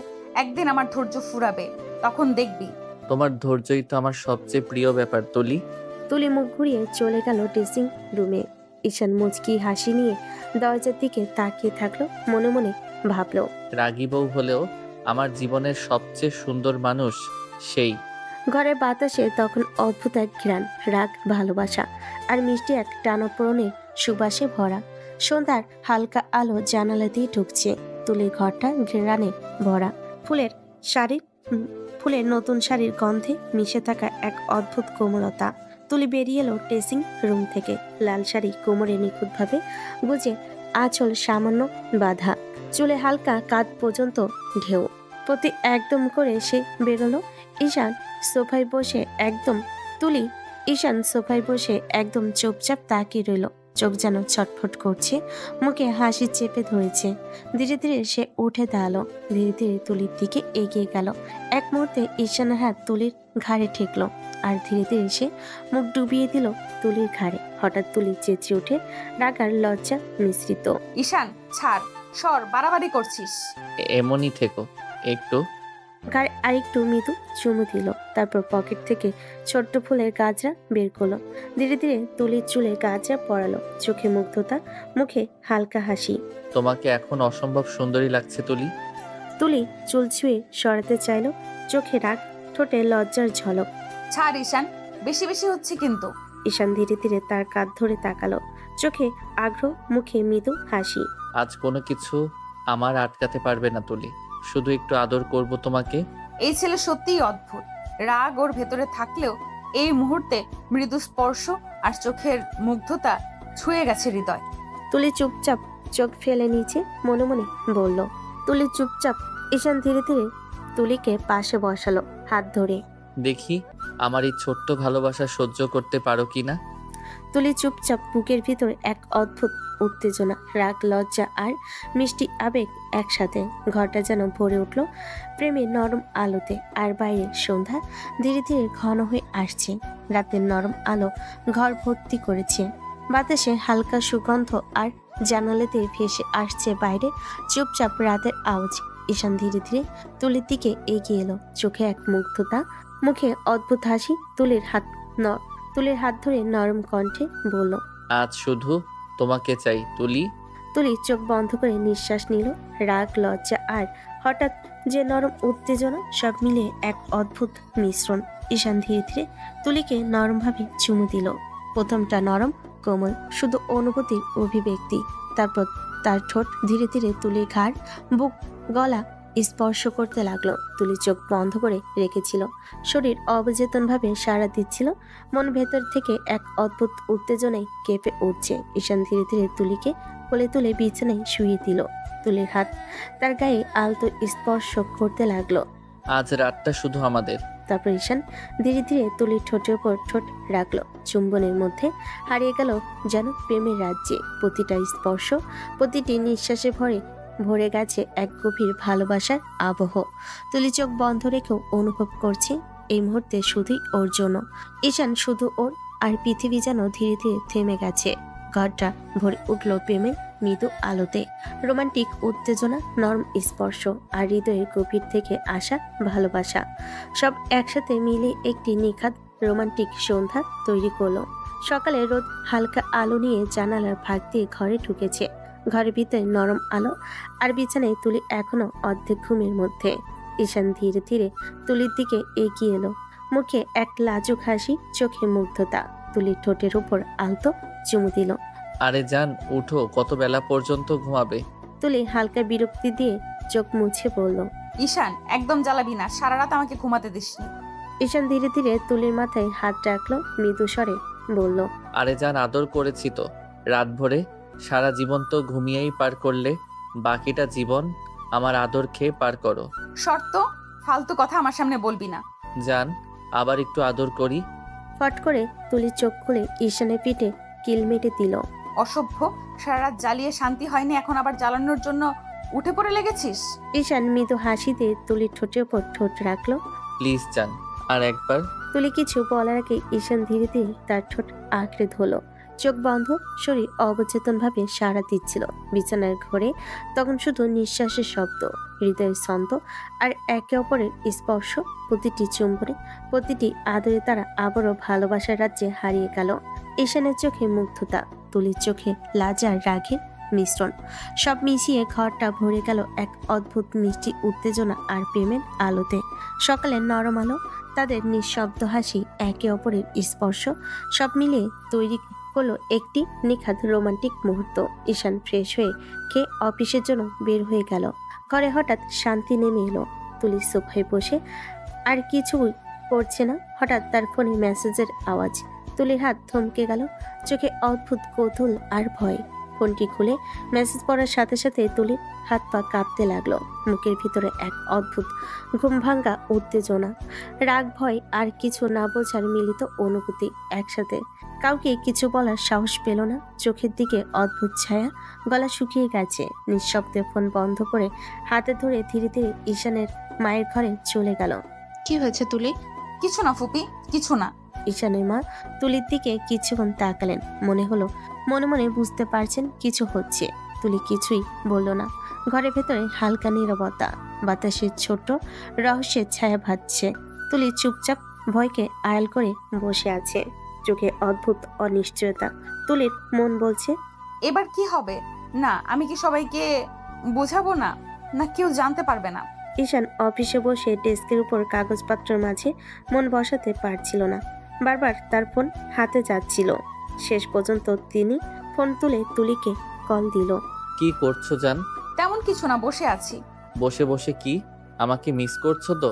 তুলি চোখ একটু নড়ে উঠল, মুখে লাজা রাগ মিশে যায়। আমার ঠেকা পড়েছে তোকে মিস করতে। আমাকে মিস না করলে তুমি কাকে মিস করবে জান? তোমার কি আর কেউ আছে মিস করার মতো? তুলির চোখে হঠাৎ একটা অদ্ভুত ছায়া, ভয় আর রহস্যের মিশ্রণ। মুখে লাজ, কিন্তু ভেতরে কৌতূহল। এত কথা বলিস না, ফোনটা রাখ, আমার কাজ আছে। ঈশান ধীরে ধীরে ফোনটা তার কানে ধরে বলল। ফোন রাখবো, তার আগে আই লাভ ইউ বলো। তুলির চোখ ঝাপসা করে, ঠোঁটে হালকা চাপ। আমার ঠেকা। ফোন কেটে দিল। কিছুক্ষণ ঘর চুপচাপ। তুলির বুক ভেতরে দ্রুত ধরফর করছে। চোখে ভয়, লাজ আর অদ্ভুত উত্তেজনার মিশ্রণ। মনে মনে বলল, যে ছেলে কখনো শান্তি দেবে না, কেন ওর কথা শুনে হঠাৎ এমন লাগছে? ঈশানের দিক থেকে ফোন কেটে যাওয়া সত্ত্বেও মনে হচ্ছে যেন তার শব্দ এখনো কানে বাজছে। ঘরটা নীরব, কিন্তু ভেতরে এক অদৃশ্য টানা পড়েন মিষ্টি রোমান্টিক উত্তেজনা ভাসছে। বিকেলের নরম আলোয় জানালার ফাঁক দিয়ে ঢুকছে। তুলি ঘরটা এখনো নিঃশব্দ, কিন্তু মন একেবারে শান্ত নয়। হঠাৎ ফোনের শব্দ, তুলির হাত কাঁপতে লাগলো। চোখ খুলে দেখলো মেসেজ এসেছে। আমার সাথে দেখা করো। তুলির বুক কেঁপে উঠল, হাত পা ভয়ে কাঁপছে। মন ভেতরে অদ্ভুত এক ভয় আর উৎকণ্ঠা। তুলি দ্রুত মেসেজে লিখলো, আমি পারবো না। ঠিক আছে, তাহলে বেশ, তোমার ছবিগুলো ভাইরাল করে দিই। তুলির চোখ লাল, গলা ধুকপুক করছে। কেঁদে কেঁদে সে লিখলো, না প্লিজ, এসব করো না, আমি আসবো। তাড়াতাড়ি করো, আমার আবার অপেক্ষা সহ্য হয় না। আমি ঠিক সময় চলে আসবো। ফোন কেটে দিয়ে তুলির হাত পা বুক সব ভিজে ওঠে ভয় আর আতঙ্কে। ঘরটা নিঃশব্দ, শুধু তার দ্রুত নিঃশ্বাসের আওয়াজ। কিছুক্ষণ চুপচাপ থাকার পর তুলির মন বলল, ঈশানকে জানাতে পারলে হয়তো শান্তি মিলবে। বিকেলের একটু পরে তুলি ধীরে ধাপ, গলায় অদ্ভুত লাজ মিশে ঈশানের মায়ের ঘরে পৌঁছালো। ফুপু, আমার একটু কাজ আছে, আমি বাইরে যাচ্ছি। আচ্ছা, তাড়াতাড়ি চলে আসিস। তুলির চোখে ভয়, কিন্তু ঠোঁট চাপা। মন ভেতরে এক অদ্ভুত অস্থিরতা। ঘর ছেড়ে বের হওয়ার আগে সে একবার পিছনে ফিরে তাকালো। ভয়, উত্তেজনা আর অদৃশ্য রহস্য ভরে গেছে তার চোখে। ঘরটা নিঃশব্দ, কিন্তু বাইরে একটি অদৃশ্য বিপদের ছায়া অপেক্ষা করছে। বিকেলের হালকা সূর্য রেস্টুরেন্টের কাছের দেওয়ালে প্রতিফলিত হয়ে টেবিলগুলোকে সোনালি করে দিচ্ছে। ঠিক এত, একটু ব্যস্ত, একটু নীরব। তুলি এক কোণে বসে, বুকের ভেতরে অপ্রকাশিত চাপ। সে জানে আজকের সাক্ষাৎটি সহজ হবে না, তবু এসেছে, কারণ আর লুকাবার কিছু নেই। সিয়াম এসে টেবিলের কাছে দাঁড়ালো। তার ঠোঁটে একটা কুৎসিত হাসি, চোখে ঢের আত্মমহিমা। তার চেহারায় পুরনো, কিন্তু বুঝতে কষ্ট হয় না ভেতরে বিষ আছে। তুমি এলে ভালো লাগলো দেখে। তুমি কেন ডেকেছো?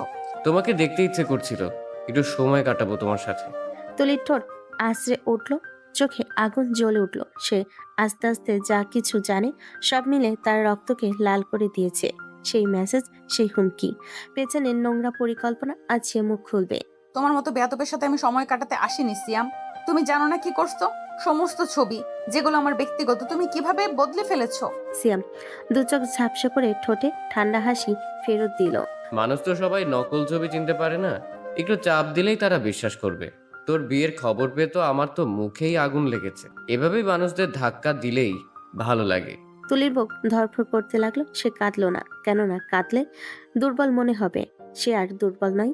সে গোড়ালি শক্ত করে বসে রইল, কণ্ঠ জোর করে কষাকষি করে বলল, তুই যে নোংরা কাজ করেছিস, তুই ভেবে দেখেছিস তো তোর এই সব কাণ্ড আমাকে কতটুকু ভেঙে দিচ্ছে? আমার সম্মান, আমার পরিবার, সব। তুই কেন এমন করিস? তুই কি মানুষ? মানুষই তো এমন সুযোগই নেয় না। তুই যদি কথা শুনিস আমি শান্ত থাকবো, না হলে তোর জীবন ছাই করে দেব। তুলির হিমশীতল কণ্ঠ, কিন্তু চোখে অদম্য আগুন। বল। তুই আমাকে ভয় দেখাবি? তুই ভাবছিস কোনো ছবি দেখে আমি লজ্জিত হয়ে পালাবো? সিয়াম, তুই ভুলে যাচ্ছিস, আমি ফিরে দাঁড়াতে জানি। তুই আমার জীবনে একটি অধ্যায় ছিলি, কিন্তু আমি সেই ইতিহাসই মুছে দেবার মতো শক্তিশালী। শ্যাম হঠাৎ গম্ভীর হয়ে বলল, তুই বুঝলি না, আমি জানি কিভাবে মানুষকে ধামা চাপা রাখা যায়। তোর জীবন শেষ করে দেব। তোকে আগেই বলেছিলাম ঈশানের সাথে মিশবি না, তুই আমার কথা শুনলি না। আমি ঈশানকে অনেক আগে থেকেই ভালোবাসি, শুধু তোর জন্য বলতে পারি নাই ওকে। তুই আমাকে ব্ল্যাকমেইল করে প্রেম করেছিস, এখন আমার ছবি দিয়ে আবার ব্ল্যাকমেইল করছিস। তুই যা পারিস কর, আমি শেষ পর্যন্ত লড়াই করব। শ্যাম একটা কণ্ঠে গর্জে উঠল, কিন্তু তার কণ্ঠে এখনো ছিল ধোকার স্বর। তুই চাইলে গুঞ্জন ছড়িয়ে দেব, তোর নাম নোংরা করে দেব, কেউ তো তোর কথা মানবে না। তুলি উঠে দাঁড়ালো, ঠোঁট কাঁপছে না, হাত কাঁপছে না, শুধু চোখ ভরা অদম্য সিদ্ধান্ত। তোর এসব হুমকি আমার ভীতি বাড়ায় না। তুই ভুল করে ফেলেছিস, আমাকে ভেঙে ফেলতে পারলি না। আমি এখন যাব, ঈশানের কাছে বলবো, সবাই জানবে সত্যিটা। আর আমি হাত আর পা বাঁধা নই। তুই যদি ভাবিস আমি চুপ করে থাকবো, সেটা তোরই ভুল। রেস্টুরেন্টের টেবিল থেকে উঠে দাঁড়াতেই তুলি অনুভব করলো বাতাসটা যেন ভারী হয়ে গেছে। সিয়ামের চোখে এক অদ্ভুত হাসি, যেটা ভয়, ঘৃণা আর হিংসার মিশলে। হঠাৎ তুলি নরম স্বরে বলল, তুমি এমন করছো কেন সিয়াম? আমি তো তোমার কিছুই করিনি। করনি? তুমি আমার অপমান করেছো তুলি। তোমার বিয়ের খবর জানার পর থেকে ভাবছিলাম তোমাকে আমি এমন একটা শিক্ষা দেব যা তুমি সারা জীবন ভুলতে পারবে না। তুলি আর দাঁড়ালো না, ব্যাগটা কাঁধে নিয়ে পেছনে ফিরতে যায়। কিন্তু ঠিক তখনই হঠাৎ একটা অদ্ভুত অনুভূতি হয়, গলার নিচে যেন আগুনের মতো কিছু ছড়িয়ে পড়ছে। তুলি এক মুহূর্ত ঘুরে তাকালো, সিয়াম তখনও হাসছে। তুমি তুমি কি করেছো আমার সাথে? সিয়াম শুধু একটা বাঁকা হাসি দিল, তারপর নিচু গলায় বলল। সময় তোমাকে সব বুঝিয়ে দেবে চিরতুলি। তুলির চোখ ধীরে ধীরে ঝাপসা হতে থাকে, পায়ের ভারসাম্য হারিয়ে দরজার ধারে ঠেলে দেয় সে। বুকের ভেতর কেমন যেন ছ্যাক করে ওঠে। দূর থেকে শুধু সিয়ামের কণ্ঠস্বর ভেসে আসে। আমি তো শুধু শুরুটা করেছি। রেস্টুরেন্ট থেকে বেরিয়ে রিকশায় উঠতে তুলির বুকের ভেতর কেমন যেন মোচড় উঠল। মাথাটা ঝিমঝিম করছে, চোখের সামনে ঝাপসা হয়ে আসছে সবকিছু। গলার ভেতরটা শুকিয়ে গেছে যেন, নিঃশ্বাস নিতে কষ্ট হচ্ছে। রাস্তাটা আজ অদ্ভুত লম্বা লাগছে তার কাছে, হাতের তালু ঘামছে। শরীরটা হঠাৎ কেমন ভারী মনে হচ্ছে। সে বারবার ঠোঁট কামড়ে ধরছে, নিজেকে সামলানোর চেষ্টা করছে, কিন্তু পারছে না। রিকশা থামতেই কষ্ট করে নেমে দরজায় পৌঁছালো। ঈশানের মা দরজা খুলে অবাক হয়ে তাকালেন তুলির মুখের দিকে। মেয়েটা যেন কিছুক্ষণে শুকিয়ে গেছে, চোখে ভয়, মুখে ক্লান্তি। কিরে তুলি, তোর মুখটা এমন সাদা কেন? কিছু হয়েছে? জানি না ফুপু, শরীরটা কেমন যেন লাগছে, ভেতরটা জ্বলছে, ভার লাগছে মাথা। মনে হয় জার্নি করেছি তো, এই জন্য বোধ হয়। আরে না মা, হয়তো একটু গরমে ক্লান্ত হয়ে পড়েছিস। রুমে যা, বিছানায় একটু শুয়ে বিশ্রাম নে, ঠিক হয়ে যাবে। আচ্ছা ফুপু। মাথা নিচু করে ধীরে ধীরে নিজের রুমের দিকে হাঁটলো তুলি। দরজা বন্ধ করে বিছানায় বসতে বুকের ভেতরটা আবার মোচড় দিল। মনে হচ্ছে শরীরের ভেতরে আগুন জ্বলছে, অথচ সে কিছুই বুঝতে পারছে না। না কোনো কারণ, না কোনো ব্যাখ্যা। হাত দিয়ে বুক চেপে ধরল তুলি। চোখের কোণে পানি এসে জমলো। নিচের শরীরটাই যেন আস্তার কাছে অপরিচিত লাগছে। কানে যেন সিয়ামে সেই ঠান্ডা নিষ্ঠুর হাসিটা এখনো বাজছে। তুলির চোখে অন্ধকার নেমে এলো। সে ধীরে ধীরে বিছানায় শুয়ে পড়ল। বাইরে পাখি ডাক, ঘরের ভেতর এক অজানা যন্ত্রণা। বিকেলে সূর্যটা তখন একদম লাল হয়ে পশ্চিমে হেলে পড়েছে। অফিস থেকে ক্লান্ত মুখে দরজা খুলে ঢুকলো ঈশান। মনে ছিল আজ একটু তাড়াতাড়ি ফিরবে, তুলির সঙ্গে বসে চা খাবে, কিন্তু ঘরে পা রাখতেই একটা অদ্ভুত শব্দ কানে এলো। মৃদু গঙ্গানি, যেন খুব ব্যথায় কুকড়ে যাচ্ছে। তুলি, ঈশান প্রায় দৌড়ে ঢুকে গেল রুমে। তুলি বিছানায় ছটফট করছে, চাদরটা একবার টেনে ফেলছে, আবার গায়ে নিচ্ছে। মুখের রং ভয়ানক ফ্যাকাশে, ঠোঁট কাঁপছে, চোখ আধো খোলা। তুলি কি হয়েছে তোমার? এমন করছো কেন বলো তো? জানি না ঈশান, শরীরটা জ্বলছে, ভেতরটা যেন কেউ আগুনে পুড়িয়ে দিচ্ছে, আমি পারছি না। তুলির কথা শেষ হবার আগে সে চিৎকার করে উঠল। চোখের কোণ বেয়ে পানি গড়িয়ে পড়ছে, ঠোঁট কাঁপছে যন্ত্রণায়। ঈশানের বুকটা ধক করে উঠল। সে তাড়াতাড়ি তুলিকে বুকে জড়িয়ে ধরল। জান, তুমি ভয় পেও না, আমি আছি। আমি তোমার কিছুই হতে দেব না। এমন সময় ঈশান মা দৌড়ে এলেন। কি হয়েছে রে ঈশান? এই মেয়ের মুখ এমন সাদা কেন? মা দেখো না কেমন করছে, শরীর জ্বলে যাচ্ছে ওর, কিছু বুঝতে পারছি না। তুলি আবার কাঁপতে কাঁপতে চিৎকার করে উঠল। ঈশান, আমার ভেতরটা যেন ফেটে যাচ্ছে, বাঁচাও আমাকে। ঈশানের মা তাদের হাত ধরে বলেন, আর দেরি করিস না, তাড়াতাড়ি ডাক্তারের কাছে নিয়ে চল। দেরি করলে বিপদ হবে রে বাবা। ঈশান আর এক মুহূর্ত দেরি করলো না, চোখে পানি, কাঁধে তুলিকে জড়িয়ে ধরে বলল, জান, তুমি কিছু বলো না, আমি আছি, তোমাকে কিছু হতে দেব না। গাড়ির হর্ন বাজলো বাইরে। সন্ধ্যার আকাশ ভারী হয়ে উঠল। তুলির চোখ আধো বন্ধ হয়ে এলো। ঠোঁট থেকে শুধু একটাই শব্দ বের হলো, ঈশান। আর ঈশানের বুকের ভেতর তখন শুধু একটাই চিন্তা, কেউ কিছু করেছে, কিছু একটা হয়েছে, কিন্তু কি? হাসপাতালের করিডোরে তখন ঈশানের ছুটে চলার শব্দ। ঈশানের মুখটা ফ্যাকাশে, চোখে আতঙ্কের ছায়া। তুলি প্রায় অবচেতন, হাত দুটো ঈশানের কাঁধে নিস্তেজ হয়ে ঝুলছে। রিসিপশনের সামনে দাঁড়িয়ে ঈশান চিৎকার করে উঠল, কেউ আছেন? দয়া করে কেউ ডাক্তারকে ডাকুন, আমার ওয়াইফের অবস্থা খারাপ। তুলিকে স্ট্রেচারে করে নিয়ে গেল নার্সরা। ঈশান হেঁটে হেঁটে ওদের পিছনে ঢুকলো কেবিনে। এক মুহূর্তে ডাক্তার এসে পরিদর্শন শুরু করলো। চোখে আতঙ্ক, মুখে গভীর চিন্তার ছাপ। কয়েক মিনিট পর ডাক্তার নিঃশব্দে মুখ তুলে বলেন, রোগীর শরীরে বিষক্রিয়া দেখা যাচ্ছে। ঈশান থমকে গেল, যেন পৃথিবীটা থেমে গেল তার সামনে। কি বলছেন আপনি? বিষ? কিসের বিষ? আমার স্ত্রী তো কোথাও কিছু খায়নি। এটা সাধারণ বিষ না, এই ধরনের বিষ শরীরে গেলে ধীরে ধীরে সব অঙ্গ অবশ হয়ে যায়। মনে হচ্ছে ইনজেকশনের মাধ্যমে শরীরে গেছে। ঈশান হাঁ করে তাকিয়ে রইল, ঠোঁট কাঁপছে তার। ইনজেকশন মানে কেউ ইচ্ছে করে করেছে এটা? দুঃখিত, কিন্তু এটা স্পষ্টভাবে পরিকল্পিত। এমন একটা বিষ যা আজ পর্যন্ত কোনোভাবে শরীর থেকে সরানো যায় না। ঈশানের মুখের রং উধাও হয়ে গেল, চোখের রক্তিম রেখা জ্বলে উঠল। আপনি কি বলছেন ডাক্তার? মানে ওকে বাঁচানো যাবে না? আমরা চেষ্টা করছি, তবে সত্যিটা কষ্টের। এই বিষের কোনো প্রতিষেধক নেই। আমরা যতটুকু পারি করব। রোগীকে বাঁচানো প্রায় অসম্ভব। ঈশান টেবিলে হাত মেরে উঠে দাঁড়ালো, গলার স্বর কেঁপে উঠল। অসম্ভব মানে কি? আপনি কি চোখের সামনে একজন মানুষকে মরতে দেখবেন? আপনি ডাক্তার হয়ে কিছুই করতে পারবেন না? ডাক্তার চুপচাপ থেকে মাথা নিচু করলেন। কিছুক্ষণ নীরবতা, তখনই করিডোর থেকে তুলির কষ্টের আর্তনাদ ভেসে এলো। ঈশান, আমার শরীর চলে যাচ্ছে। ঈশান ছুটে গেল তুলির কাছে। তুলির শরীর কাঁপছে, ঠোঁট শুকনো, মুখের রং ফ্যাকাশে। ঈশান তার হাত দুটো ধরে কাঁপা কাঁপা গলায় বলল, আমি আছি তুলি, কিছু হবে না তোমার। আমি কিছু একটা করব, তোমাকে কিছু হতে দেব না। তুলির চোখে জল, কিন্তু ঠোঁটে হালকা হাসি। ঈশান, যদি আমি না বাঁচি তুমি আমার জন্য কাঁদবে না। ঈশান চোখ বুজে তুলির হাত চেপে ধরলো। চুপ করো, কেউ তোমাকে আমার থেকে আলাদা করতে পারবে না, কেউ না।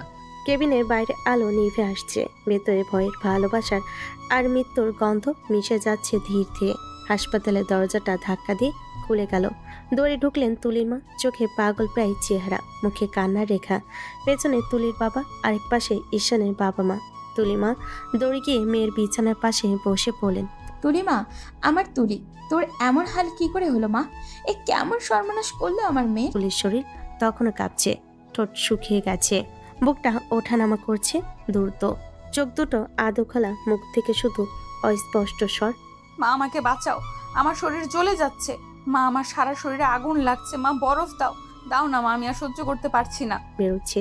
তুলির কণ্ঠস্বরটা ফেটে যাচ্ছে, হাত দুটো বিছানার চাদর চেপে ধরে কাঁপছে। তুলি মা কেঁদে ফেলেন চিৎকার করে। আল্লাহ, আমার মেয়েটাকে এ কেমন বিষ দিল? আমার মেয়ের উপরে এত অন্যায় করলো কে? তুই বল মা, কি করেছে বল। তুলির বাবা মাথায় হাত দিয়ে বসে পড়লেন, মুখে ফিস ফিস স্বর। আল্লাহ, আমি কার কাছে শাস্তি চাইবো? আমার মেয়েটা তো কারো ক্ষতি করেনি। ঈশানের মা এসে তুলির মাথায় হাত বুলিয়ে দিলেন, গলার স্বর কাঁপছে। কিচ্ছু হবে না মা, তুমি ঠিক হয়ে যাবে। আল্লাহ তোমাকে কিচ্ছু হতে দিবে না। তুলি তীব্র কষ্টে আবার চিৎকার করে উঠল। না, আমার গায়ে আগুন লেগেছে, আমার রক্ত ফুটছে। মা, আমাকে একটু পানি দাও। নার্স ছুটে এসে তুলির মুখে ভেজা কাপড় চেপে দিল, কিন্তু শরীরের জ্বালা যেন আরো বেড়ে গেল। ঈশান দাঁড়িয়ে আছে এক কোণে, মুখে চোখে রক্তিম রাগ আর অসহায়তা। সে মুষ্টি শক্ত করে বলল, আমি খুঁজে বের করব কে এটা করেছে ওর সঙ্গে। আমি শপথ করছি তুলি, আমি আজ কাউকে ছাড়বো না। তুলির মা মুখ চাপড়ে কাঁদছেন। আগে আমার মেয়েকে বাঁচাও বাবা, ওর চোখের পানি আমি আর সহ্য করতে পারছি না। আমরা সব চেষ্টা করছি, কিন্তু ওর শরীর বিষের সাথে লড়ছে না। কিছু একটা করেন ডাক্তার, কিছু একটা করেন। আমি আমার মেয়েকে হারাতে পারবো না। তুলির মা তখন মেয়ের মাথায় হাত বুলিয়ে কাঁদছেন। মা, চোখ খুলে তাকা, তুই কিছু বল না রে মা, তুই আমার কথা শুনছিস না কেন? তুলি নিঃশব্দে চোখ বন্ধ করে ফেলল। মনিটরের আলোটা থেমে ঝলসে উঠল, আর ঈশানের চোখে রক্তভেজা প্রতিজ্ঞা যে তার তুলিকে হত্যা করতে চাইছে, তার জীবনটা সে নরকে পরিণত করবে। হাসপাতালের করিডোরে হেঁটে বেড়াচ্ছিল ঈশান, চোখ লাল, মুখ নিস্তেজ, মনে একটাই প্রশ্ন ঘুরছে, কে এমন করতে পারলো তুলির সাথে? ডাক্তারের কথাগুলো এখনো কানে বাজছে। ওনার শরীরে এমন এক ধরনের বিষ পাওয়া গেছে যার কোনো প্রতিষেধক এখনো আবিষ্কার হয়নি। চোখের সামনে তুলির কষ্ট সহ্য করতে পারছিল না ঈশান। এক মুহূর্ত দেরি না করে সে হাসপাতাল থেকে বেরিয়ে রওনা হলো সোজা সেই রেস্টুরেন্টের দিকে যেখানে তুলি দেখা করতে গিয়েছিল। ও রেস্টুরেন্টে পৌঁছে ম্যানেজারকে বলল, ভাই, কাল বিকেলের সিসিটিভি ফুটেজটা লাগবে, খুব দরকার। ম্যানেজার প্রথমে একটু ইতস্তত করলো। কেন, কোনো সমস্যা নাকি? হ্যাঁ, সমস্যা হয়েছে আমার স্ত্রীর জীবনের। কিছুক্ষণ পর ফুটেজটা চালু হলো। স্ক্রিনে দেখা গেল তুলি রেস্টুরেন্টে ঢুকছে, কিছুক্ষণ পর এক তরুণ সিয়াম। দুজনের মধ্যে কিছু কথা কাটাকাটি চলছে। তুলি রেগে উঠে দাঁড়ালো, বেরিয়ে যেতে উদ্যত হলো। ঠিক তখনই সিয়াম পিছন থেকে একটা ইনজেকশন বের করে ওর কাঁধে ঢুকিয়ে দিল। ঈশানের বুকের ভেতর যেন আগুন জ্বলে উঠল। চোখে রক্ত উঠে গেল তার। সে ফোন বের করে ফুটেজটা কপি করে নিল আর ছুটল থানার দিকে। পুলিশ অফিসার কড়াভাবে জিজ্ঞেস করলো, আপনি নিশ্চিত এই ছেলেটাই করেছে? আমি নিজের চোখে দেখেছি ওই নরপিশাচি আমার স্ত্রীকে মেরেছে। ফুটেজ দেখে পুলিশ আর দেরি করলো না। সন্ধ্যার মধ্যেই তারা শ্যামের বাসায় হানা দিল। দরজা খুলতেই পুলিশ তাকে ধরে ফেলল। শ্যাম প্রথমে অস্বীকার করলো। আমি কিছু করিনি, ও নিজেই অসুস্থ হয়েছে। পুলিশ তাকে মারতে শুরু করলো আর ঈশান সামনে দাঁড়িয়ে রাগে কাঁপছে। এক পর্যায়ে চিৎকার করে শ্যাম বলে ফেলল, হ্যাঁ করেছি, ও আমার প্রেমিকা ছিল। ও আমাকে ছেড়ে অন্য ছেলেকে বিয়ে করেছে, তাই আমি সহ্য করতে পারিনি। আমি ওর ছবি এডিট করে ব্ল্যাকমেইল করতাম। ও আমার কথা শোনেনি, দেখা করতে গিয়েছিল কিন্তু সময় দেয়নি। রাগে আমি ইনজেকশনটা পুশ করে দিয়েছি। ঈশানের চোখে পানি চলে এলো, কিন্তু সেই পানির নিচে জমেছিল আগুন। সে এগিয়ে গিয়ে কলার চেপে ধরল সিয়ামের। সামান্য একটা প্রতিশোধের জন্য তুমি একটা মেয়ের জীবন কেড়ে নিলে? তুমি মানুষ না, পশুও। পুলিশ অফিসার চিৎকার করে বলল, যথেষ্ট হয়েছে, ছেড়ে দিন, আমরা নিয়ে যাচ্ছি ওকে। শ্যামকে টেনে হিসে নিয়ে গেল পুলিশ। ঈশান মাটিতে বসে পড়ল। চোখের সামনে ভাসছে তুলির মুখটা কষ্টে ভরা, তবুও ভালোবাসায় নরম। মনে মনে বলল, তুমি একটু অপেক্ষা করো জান, আমি তোমাকে এই দুনিয়ার যে অন্যায় দিয়েছি তার বিচার করে যাব। তোমার কোনো কষ্ট বৃথা যাবে না। হাসপাতালের করিডোরে সাইরেনের শব্দ বাজছে। চোখের সামনে দৌড়ে যাচ্ছে নার্স, ডাক্তার, আর কাছের ওপাশে ভেসে আসছে তুলির চিৎকার। আমার শরীর জ্বলে যাচ্ছে, কেউ আমাকে বাঁচাও। ঈশান দরজার বাইরে তারই পাথরের মতো হয়ে গেছে।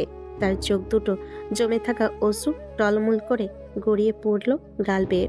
মায়ের কাঁধে হাত রেখে বলল সে, মা দেখো ও কেমন কষ্ট পাচ্ছে, আমি কিছুই করতে পারছি না। আমার মেয়েটির কি দোষ করেছিল আল্লাহ? এ কেমন সর্বনাশ করলো ওর? তুলির মা ভেঙে পড়া গলায় কাঁদতে কাঁদতে বললেন। চারিদিকে কান্নার রোল উঠছে। তুলির বাবা দেওয়ালে মাথা টুকে বসে আছেন। ঈশানের মা চুপচাপ কাঁদছেন। ছেলের এই অসহায় মুখ তিনি কোনোদিন দেখেননি। ডাক্তার রুম থেকে বের হতে না হতেই ঈশান ছুটে গিয়ে বলল, ডাক্তার, আমি একবার ওর সঙ্গে কথা বলতে চাই, প্লিজ আমাকে যেতে দিন। এখন ওর অবস্থা খুব খারাপ, কথা বললে আরো বিপদ হতে পারে। ডাক্তার প্লিজ, আমি যদি আজ কথা না বলি সারা জীবন আফসোস নিয়ে বাঁচবো। আচ্ছা, বেশি সময় নয়, মাত্র 1 মিনিট, কিন্তু শান্ত থাকতে হবে। ঈশান এক পা করে ঢুকলো আইসিইউর রুমে। মেশিনের শব্দ, ইঞ্জেকশনের গন্ধ, তুলির শরীরে জড়ানো তার সবকিছু মিলিয়ে তার নিঃশ্বাস ভারী হয়ে এলো। তুলি চোখ আধো খোলা, নিস্তেজ কণ্ঠে বলল, ঈশান। জান, আমি আছি তোমার পাশে, কিছু হবে না, ঠিক হয়ে যাবে। না ঈশান, আমি জানি আমি ঠিক হয়ে যাব না। না, এমন কথা বলো না প্লিজ। ডাক্তার কিছু একটা বের করবে, আমি ওদের অনুরোধ করব। বাইরে সারা দুনিয়া ওষুধ আছে, আমি খুঁজে আনবো জান। ঈশান, আমার শরীর জ্বলে যাচ্ছে, ভেতরটা যেন আগুনে পুড়ছে, একটু ঠান্ডা করে দাও না। ঈশান কাঁদতে কাঁদতে তুলির কপালে হাত রাখলো। এই দেখো আমি আছি, আমি তোমার জন্য সব কিছু করব, শুধু একটু চোখ খোলা রাখো জান। আমি হারিয়ে যেতে দিব না আমাকে ছেড়ে। ঈশান, আমি তোমাকে কষ্ট দিতে চাইনি। আমি শুধু চেয়েছিলাম তুমি সুখে থাকো, কিন্তু আমার ভাগ্যে সুখ ছিল না। এসব বলো না প্লিজ জান, এমন ভাবে কথা বলো না, তুমি ভালো হয়ে যাবে। যদি আমি না থাকি তখন মনে রাখবে আমি তোকে ভালোবাসতাম অনেক বেশি। ঈশান কেঁপে উঠল, চোখ দিয়ে পানি পড়তে লাগলো থেমে থেমে। না জান, থামো, তুমি কোথাও যাবে না, তুমি শুধু আমার, আমি তোমাকে বাঁচাবো।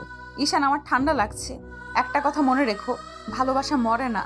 তুলি শেষবারের মতো হাত নাড়িয়ে ঈশানের গাল ছুঁয়ে বলল, তারপর চোখের পাতা আস্তে আস্তে নামতে লাগলো। ঈশান চিৎকার করে উঠল। তুলি জান, চোখ খোলো প্লিজ, কেউ আসো, ওকে বাঁচাও। ডাক্তাররা দৌড়ে এলো। মেশিনের শব্দ বেড়ে গেল, কিন্তু তুলির হাত ঠান্ডা হয়ে যাচ্ছিল ধীরে ধীরে। ঈশান মাথা তুলির বুকের উপর রেখে কাঁদতে লাগলো নিঃশব্দে। তুমি বলেছিলে ঠান্ডা লাগছে জান, এখন তুমি একদম ঠান্ডা হয়ে গেছো। আমি কিভাবে বাঁচবো তোমাকে ছাড়া? হাসপাতালের করিডর তখন এক অচেনা ভয়াবহ নীরবতা। হঠাৎ ভেতর থেকে এক তীব্র চিৎকার কানে এসে আশ্রে পড়ল। তুলি, তুলি, চোখ খোলো একবার, চোখ খোলো জান, প্লিজ একবার কথা বলো আমার সাথে। ডাক্তাররা তাড়াহুড়ো করে আইসিইউ থেকে বেরিয়ে আসছে। কাছের দরজার ওপারে তুলির নিথর দেহ, পাশে মনিটরে বিপ বিপ শব্দ থেমে গেছে। তুলির মা মেঝেতে লুটিয়ে পড়ে চিৎকার করে কাঁদলেন। আমার মেয়েটাকে বাঁচাইয়ে দেন, কেউ আমার মেয়েকে বাঁচিয়ে দেন। এইভাবে কি মেয়ে হারানো যায়? আমার একটাই মেয়ে, আল্লাহ তুমি কেন এমন করলে? তুলির বাবা দেওয়ালে মাথা ঠুকতে ঠুকতে কাঁদছেন। ঈশানের মা চিৎকার করে এগিয়ে এসে ঈশানকে জড়িয়ে ধরলেন, কিন্তু ছেলেটা তখনও পুরো ভেঙে পড়েছে। মা, ওরে তো আমি প্রতিদিন বলি নিজের খেয়াল রাখো, কিন্তু মা আজ আমি ওরে বললাম না, শেষবার বললাম না ভালোবাসি। কথা শেষ করতে না করতেই ঈশান মেঝেতে বসে পড়ল, তার হাত দুটো তুলির বিছানার দিকে বাড়িয়ে হাহাকার করে কাঁদছে। আমি তোমার ছাড়া কি নিয়ে বাঁচবো জান? তুমি তো প্রতিদিন ঝগড়া করে শেষে আমায় হাসাও। আজ কই গেলে জান? আমার বাঁচার তো কোনো কারণই রাখলে না তুমি। ডাক্তাররা ধীরে ধীরে তুলির নিথর শরীরটা ঢেকে দিল সাদা চাদরে। ঈশান দৌড়ে গিয়ে চাদরটা টেনে খুলে বলল, না না, ও ঘুমায় নাই, ডাক্তারও ঘুমায় নাই, দেখেন না আমি ডাক দিচ্ছি, ওর চোখ নড়তেছে। কেউ কিছু বলতে পারল না, শুধু কান্নার আওয়াজ, হাহাকার আর মৃত্যুর গন্ধে ভরে গেল পুরো করিডর। দূর থেকে একটা মেয়ে দাঁড়িয়ে সব দেখছিল, শান্ত নিঃশব্দে। মেয়েটার নাম রিহা, তার চোখে জল থামছে না। নিজের বুক চেপে ধরে ফিস ফিস করে বলল, আজকালকার যুগে কেউ এমন ভালোবাসে? কেউ কারোর জন্য এভাবে পাগল হয়? আল্লাহ এমন ভালোবাসা কেন আমার কপালে জুটালে না তুমি? যে ভালোবাসা পেয়ে মেয়েটা ভাগ্যবতী হতো, সে আজ মৃত্যুর কোলে এমন ভালোবাসা পেয়েও হারিয়ে ফেললো। এক ফোঁটা জল গড়িয়ে পড়ল রিহার গালে। পেছনে করিডরে তখনও ঈশানের গলা প্রতিধ্বনিত হচ্ছে, তুলি ফিরে আয় জান, আমি তোর জন্যই বাঁচি। পুরো হাসপাতাল নিস্তব্ধ, শুধু কান্নার প্রতিধ্বনি যেন দেওয়ালে দেওয়ালে ফিরে আসছে। যেন প্রেম, কষ্ট আর অনন্ত আফসোস মিলেমিশে হয়ে উঠেছে এক শেষ নিঃশ্বাসের কান্না। হাসপাতালের করিডরে তখনও হালকা স্যালাইনের গন্ধ আর চোখে জল ভেজা নিঃশব্দ বাতাস। সবাই ধীরে ধীরে চলে গেল, শুধু এক কোণে চুপচাপ বসে আছে ঈশান। চোখ লাল, মুখ নিস্তেজ, কাঁধ ঝুলে পড়েছে ক্লান্ত পাখির মতো। তুলি সাদা চাদরে মোড়া নিথর দেহটা দূরে নিয়ে যাওয়া হয়েছে, কিন্তু ঈশানের চোখ এখনো সেই দিকে আটকে আছে। চোখ দিয়ে জল পড়ছে, কিন্তু সে মুছছে না, যেন কান্নারাও এক সীমা হারিয়ে গেছে।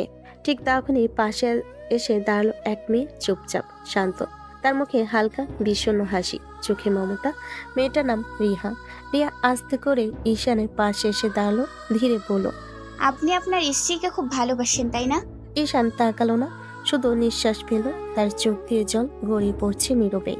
এক মুহূর্ত পর খুব কাঁপা গলায় বলল, ভালোবাসা না আমার জীবনের মানে ছিল ও, আজ মনে হচ্ছে আমি নিজেই অর্ধেক মানুষ হয়ে গেছি। রিহা নিঃশব্দে চোখ মুছে নিয়ে বলল, আপনার স্ত্রী সত্যিই খুব ভাগ্যবতী ছিল। এমন ভালোবাসা খুব কমই পাই এই পৃথিবীতে। ঈশান মৃদু হেসে মাথা নিচু করলো, চোখ ভিজে, কণ্ঠটা যেন আটকে যাচ্ছে কানাই। ভাগ্য ভালো ছিল আমারই, ওর মতো মেয়ে যদি জীবনে একবারও আসে, মানুষ পুরো জীবনটাকে ধন্য মনে করে, কিন্তু আল্লাহ উনি ওকে আমার ভাগ্যে রাখেন নাই। জানি না কি এমন ভুল করেছি আমি, কেন ওকে হারানোর শাস্তি দিলেন আমায়। রিয়া এক মুহূর্ত চুপ করে ঈশানের মুখের দিকে তাকিয়ে রইল, তার চোখে অজানা কষ্টের ছায়া, তবুও ঠোঁটে সান্ত্বনার ভাষা।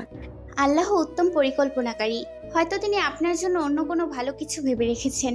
কখনো কখনো হারানো এক ধরনের পাওয়া হয়। ঈশান চোখ তুলে তাকালো এক মুহূর্তের জন্য, তার চোখে অজস্র ভাঙা স্বপ্নের ছায়া। আল্লাহ যাই ভেবে রাখুন না কেন, আমার মন থেকে তুলিকে কোনোদিন মুছতে পারবেন না। ও আমার হৃদয়ে যেমন ছিল ঠিক তেমনই থাকবে যতদিন আমি বেঁচে আছি। রিহা আর কিছু বলল না, শুধু চুপচাপ দাঁড়িয়ে রইল তার পাশে।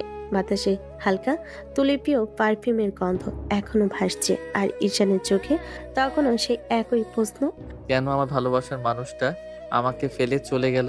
হাসপাতালের জানালার বাইরে সূর্য ডুবে যাচ্ছে, আলোটা মলিন হয়ে আসছে। ঠিক যেমন মলিন হয়ে গেছে ঈশানের জীবন। তুলির দাফন শেষ হয়েছে অনেকক্ষণ আগেই, আকাশটা ধূসর হয়ে গেছে। ঝড়নামার আগে যেমন নিস্তব্ধতা নামে, তেমনি ভারী নীরবতা নেমে এসেছে পুরো বাড়িটায়। ঘরের কোণে মিলান আলো বসে আছে ঈশান, চোখ লাল, গাল ভেজা, ঠোঁট শুকনো, সামনে ছড়ানো তুলির কাপড়, শাড়ি আলতো করে ছুঁয়ে দেখছে সে। তুলির গলায় পরা সেই লাল ওড়নাটা, সেই চুড়িটা যেটা পরে হেসে বলতো, আমার হাতে লাল চুড়ি ছাড়া আমি অসম্পূর্ণ। সবই আজ ঠান্ডা, নীরব, নিষ্পান। ঈশান আলতো করে তুলির শাড়ির ভাঁজে হাত রাখলো, চোখ ভিজে গেল। তুমি চলে গেলে তুলি, এই ঘরটা, এই জামাগুলো সবকিছুতেই তোমার গন্ধ, কিন্তু তুমি নেই। বলো না এমন করলে কেন? একবারও ভাবলে না আমি কিভাবে বাঁচবো তোমায় ছাড়া? তুমি না থাকলে তো আমি কেউ না তুলি। কথা বলতে বলতে সে তুলির ছবিটা বুকে জড়িয়ে ধরে কাঁদতে লাগলো। অন্ধকার ঘরে শুধু ঈশানের কান্নার শব্দ। আর বাইরের বাতাসে দুলে উঠছে তুলির সাদা পর্দা। সেও যেন কাঁদছে নীরবে। ঠিক তখনই দরজার পাশে এসে দাঁড়ালো ঈশানের মা। চোখে ক্লান্তি, মুখে অশ্রুর দাগ। ধীরে ধীরে এগিয়ে এসে বলল, বাবা কিছু খেয়ে নে, দুদিন ধরে তো কিছুই মুখে দিচ্ছিস না। ঈশান মাথা নাড়ালো না, চোখে ফাঁকা দৃষ্টি, গলায় কান্নার ভার।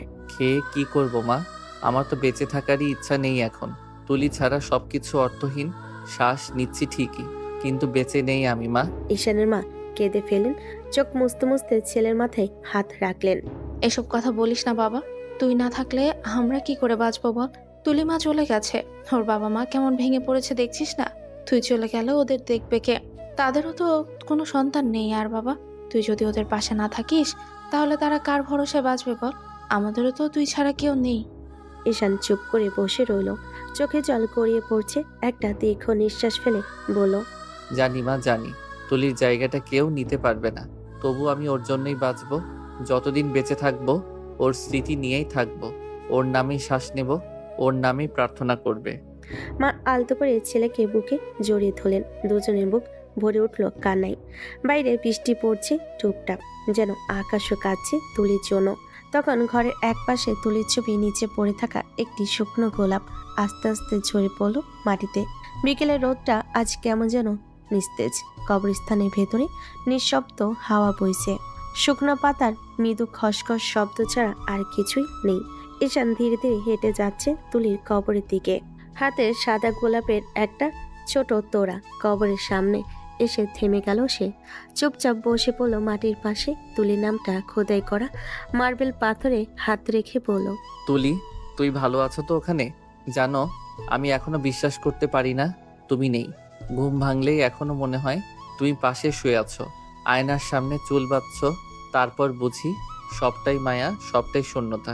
চোখের পানি গড়িয়ে পড়ছে পাথরের গায়ে, যেন ওর কান্নায় ভিজে যাচ্ছে তুলির নামটা। ঈশান আস্তে করে গোলাপগুলো রেখে ফিসফিস করে বলল, যতদিন বাঁচবো তোমার নামেই বাঁচবো তুলি। তুমি শুধু আমার স্ত্রী না, তুমি আমার দোয়া, আমার নিঃশ্বাস। একটু পরে সে ধীরে ধীরে উঠে দাঁড়ালো। ঠিক তখনই পেছন থেকে একটা মিষ্টি অথচ ভদ্র কণ্ঠ শুনতে পেল। আরে আপনি? ঈশান ঘুরে তাকাল, দেখলো রিহা। হাসপাতালে সে মেয়েটা যেদিন তুলি মারা গিয়েছিল, সেদিনও কাঁদতে দেখেছিল। আপনি এখানে? হ্যাঁ, মাঝে মাঝে আমি এখানে আসি আত্মীয়দের কবর জিয়ারত করতে। আপনাকে দেখে চিনে ফেললাম। আপনার বইয়ের কবর জিয়ারত করতে এসেছেন বুঝি? জি হ্যাঁ, আজ ওর 40, তাই এলাম ওর কাছে একটু বসতে। রিয়া কিছুক্ষণ চুপ করে রইল, তারপর নিচু চোখে বলল, আপনার স্ত্রী সত্যিই খুব ভাগ্যবতী ছিলেন। আজকালকার যুগে তো কেউ কারো খবর রাখে না। বউ মরে গেলে মানুষ পরের দিনে ভুলে যায়, নতুন জীবনে ঢুকে পড়ে। কিন্তু আপনি এখনো এতটা ভালোবাসেন, এমন মানুষ এখন আর পাওয়া যায় না। ভালোবাসা তো এমনই হয়। তুলিকে ভালোবেসেছিলাম, আর সেই ভালোবাসা মৃত্যুর সঙ্গে শেষ হবে না। আমি যতদিন বাঁচবো তুলি আমার ভেতরে বেঁচে থাকবে। ওর নামেই আমি শ্বাস নেব, ওর নামেই কান্না করব। রিয়া কিছুক্ষণ চুপ করে রইল। চোখে পানি জমে উঠল তারও। আল্লাহ যেন আপনাকে শক্তি দেন, এমন ভালোবাসা যেন প্রতিটি মেয়ে পায়। আপনার মতো একজন স্বামী যেন সব মেয়ের কপালে জোটে। ঈশান হালকা মাথা নিচু করলো, একটা দীর্ঘশ্বাস ফেলে বলল, ভালোবাসা পাওয়া সহজ, কিন্তু সারা জীবন ধরে রাখাটা অনেক কঠিন। আমি চেষ্টা করব রিহা, যতদিন বাঁচবো তুলিকে ধরে রাখতে। দুজনে নিঃশব্দে দাঁড়িয়ে রইল তুলির কবরের সামনে। বাতাসে তুলির ওনার মতো সাদা গোলাপের পাপড়ি উড়ে এসে পড়ল ওদের গায়ের উপর, যেন কোথাও থেকে তুলি নরম গলায় বলছে, আমার ঈশান, আমি এখানেই আছি। 2 বছর কেটে গেছে তুলির মৃত্যুতে। সময় চলে গেলেও ঈশানের ভেতরে ব্যথাটা এক ফোঁটাও কমেনি। তুলির শাড়িগুলো এখনো আলমারিতে গুছানো, ওর প্রিয় পারফিউমের গন্ধ এখনো ঘরে ভাসে। ঈশান অফিসে আসে, বাসায় ফিরে নিঃশব্দে বারান্দায় বসে, যেখানে আগে তুলি চাহাতে বসতো। এই 2 বছরে রিহা ধীরে ধীরে ঈশানের জীবনে জায়গা করে নিয়েছে। প্রথমে পরিচয় ছিল কেবল সহানুভূতি, তারপর ধীরে ধীরে সেটি পরিণত হলো বন্ধুত্ব। রিয়া সবসময় পাশে থেকেছে। ঈশানের নিস্তব্ধতা জীবনে একটু হাসি রোদ এনে দিয়েছে। সেই বিকালটা যেন রিহার জন্য আলাদা ছিল।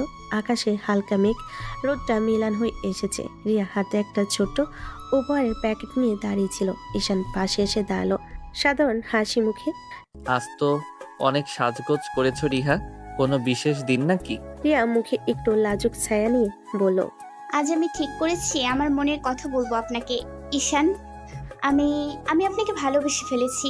কিছুক্ষণ নিস্তব্ধতা। লেকের ঢেউগুলো হালকা বাতাসে দুলছে আর ঈশান চুপ করে তাকিয়ে আছে পানির দিকে। রিহা, তুমি জানো তো আমি এখনো তুলিকে ভালোবাসি। আমার জীবনে ওর জায়গাটা এমন যেটা আর কেউ নিতে পারবে না। রিয়া একটু হেসে চোখের কোণ পানিতে জমে উঠল। আমি জানি ঈশান, আপনি তুলি আপুকে এখনো ভালোবাসেন। তাকে ভালোবাসুন, আমি কিচ্ছু বলবো না। শুধু একটু জায়গা দিন আমাকে আপনার মনে। তুলি আপুর পাশে নয়, অন্তত এক কোণে থাকবো নিঃশব্দে। ঈশান মুখ তুলে তাকালো রিহার দিকে। তার চোখে একরাশ কষ্ট আর বিস্ময়। রিহা, এটা হয় না। একজন মানুষ একসাথে দুজনকে ভালোবাসতে পারে না। আমার মন, আমার ভালোবাসা সবটাই তুলি নামের এক মেয়ের কাছে রয়ে গেছে। প্লিজ ঈশান, আমি জানি আপনার কষ্ট, কিন্তু আমি চেয়েছি শুধু আপনার পাশে থাকতে। তুলিকে কখনো ভুলে যেতে বলবো না। শুধু আমাকে একটু ভালোবাসা দিন, আমি তাতেই সুখী হব। ঈশান কিছুক্ষণ চুপ করে রইল, তারপর নরম স্বরে বলল, রিহা, যদি আমি তোমাকে জীবনে স্থান দেই তাহলে একটাই শর্ত থাকবে, তুমি কখনো আমাকে তুলিকে ভুলতে বলবে না। রিহা হালকা হাসলো, চোখের ভেতরে নরম আলো। আমি কখনো বলবো না ঈশান। আমি শুধু চাই আপনি আবার বাঁচুন, হাসুন। আর যদি আমার সামান্য ভালোবাসা আপনাকে একটু শান্তি দিতে পারে, তাহলে আমি সেই ভালোবাসা নিয়েই বাঁচবো। ঈশান ধীরে মাথা নিচু করলো। হালকা বাতাসে তুলির প্রিয় গন্ধ যেন ভেসে এলো। সে চোখ বন্ধ করে ফিসফিস করে বলল, তুলি, দেখছো তো কেউ তোমার জায়গা নিতে চায় না, শুধু তোমার শূন্যতা পূরণ করতে চায় একটু আলো নিয়ে। লেকের ওপারে সূর্য ডুবে যাচ্ছিল। রিহার চোখে ঝিলমিল আলো আর ঈশানের মনে ভেসে উঠল তুলির মায়া ভরা মুখ।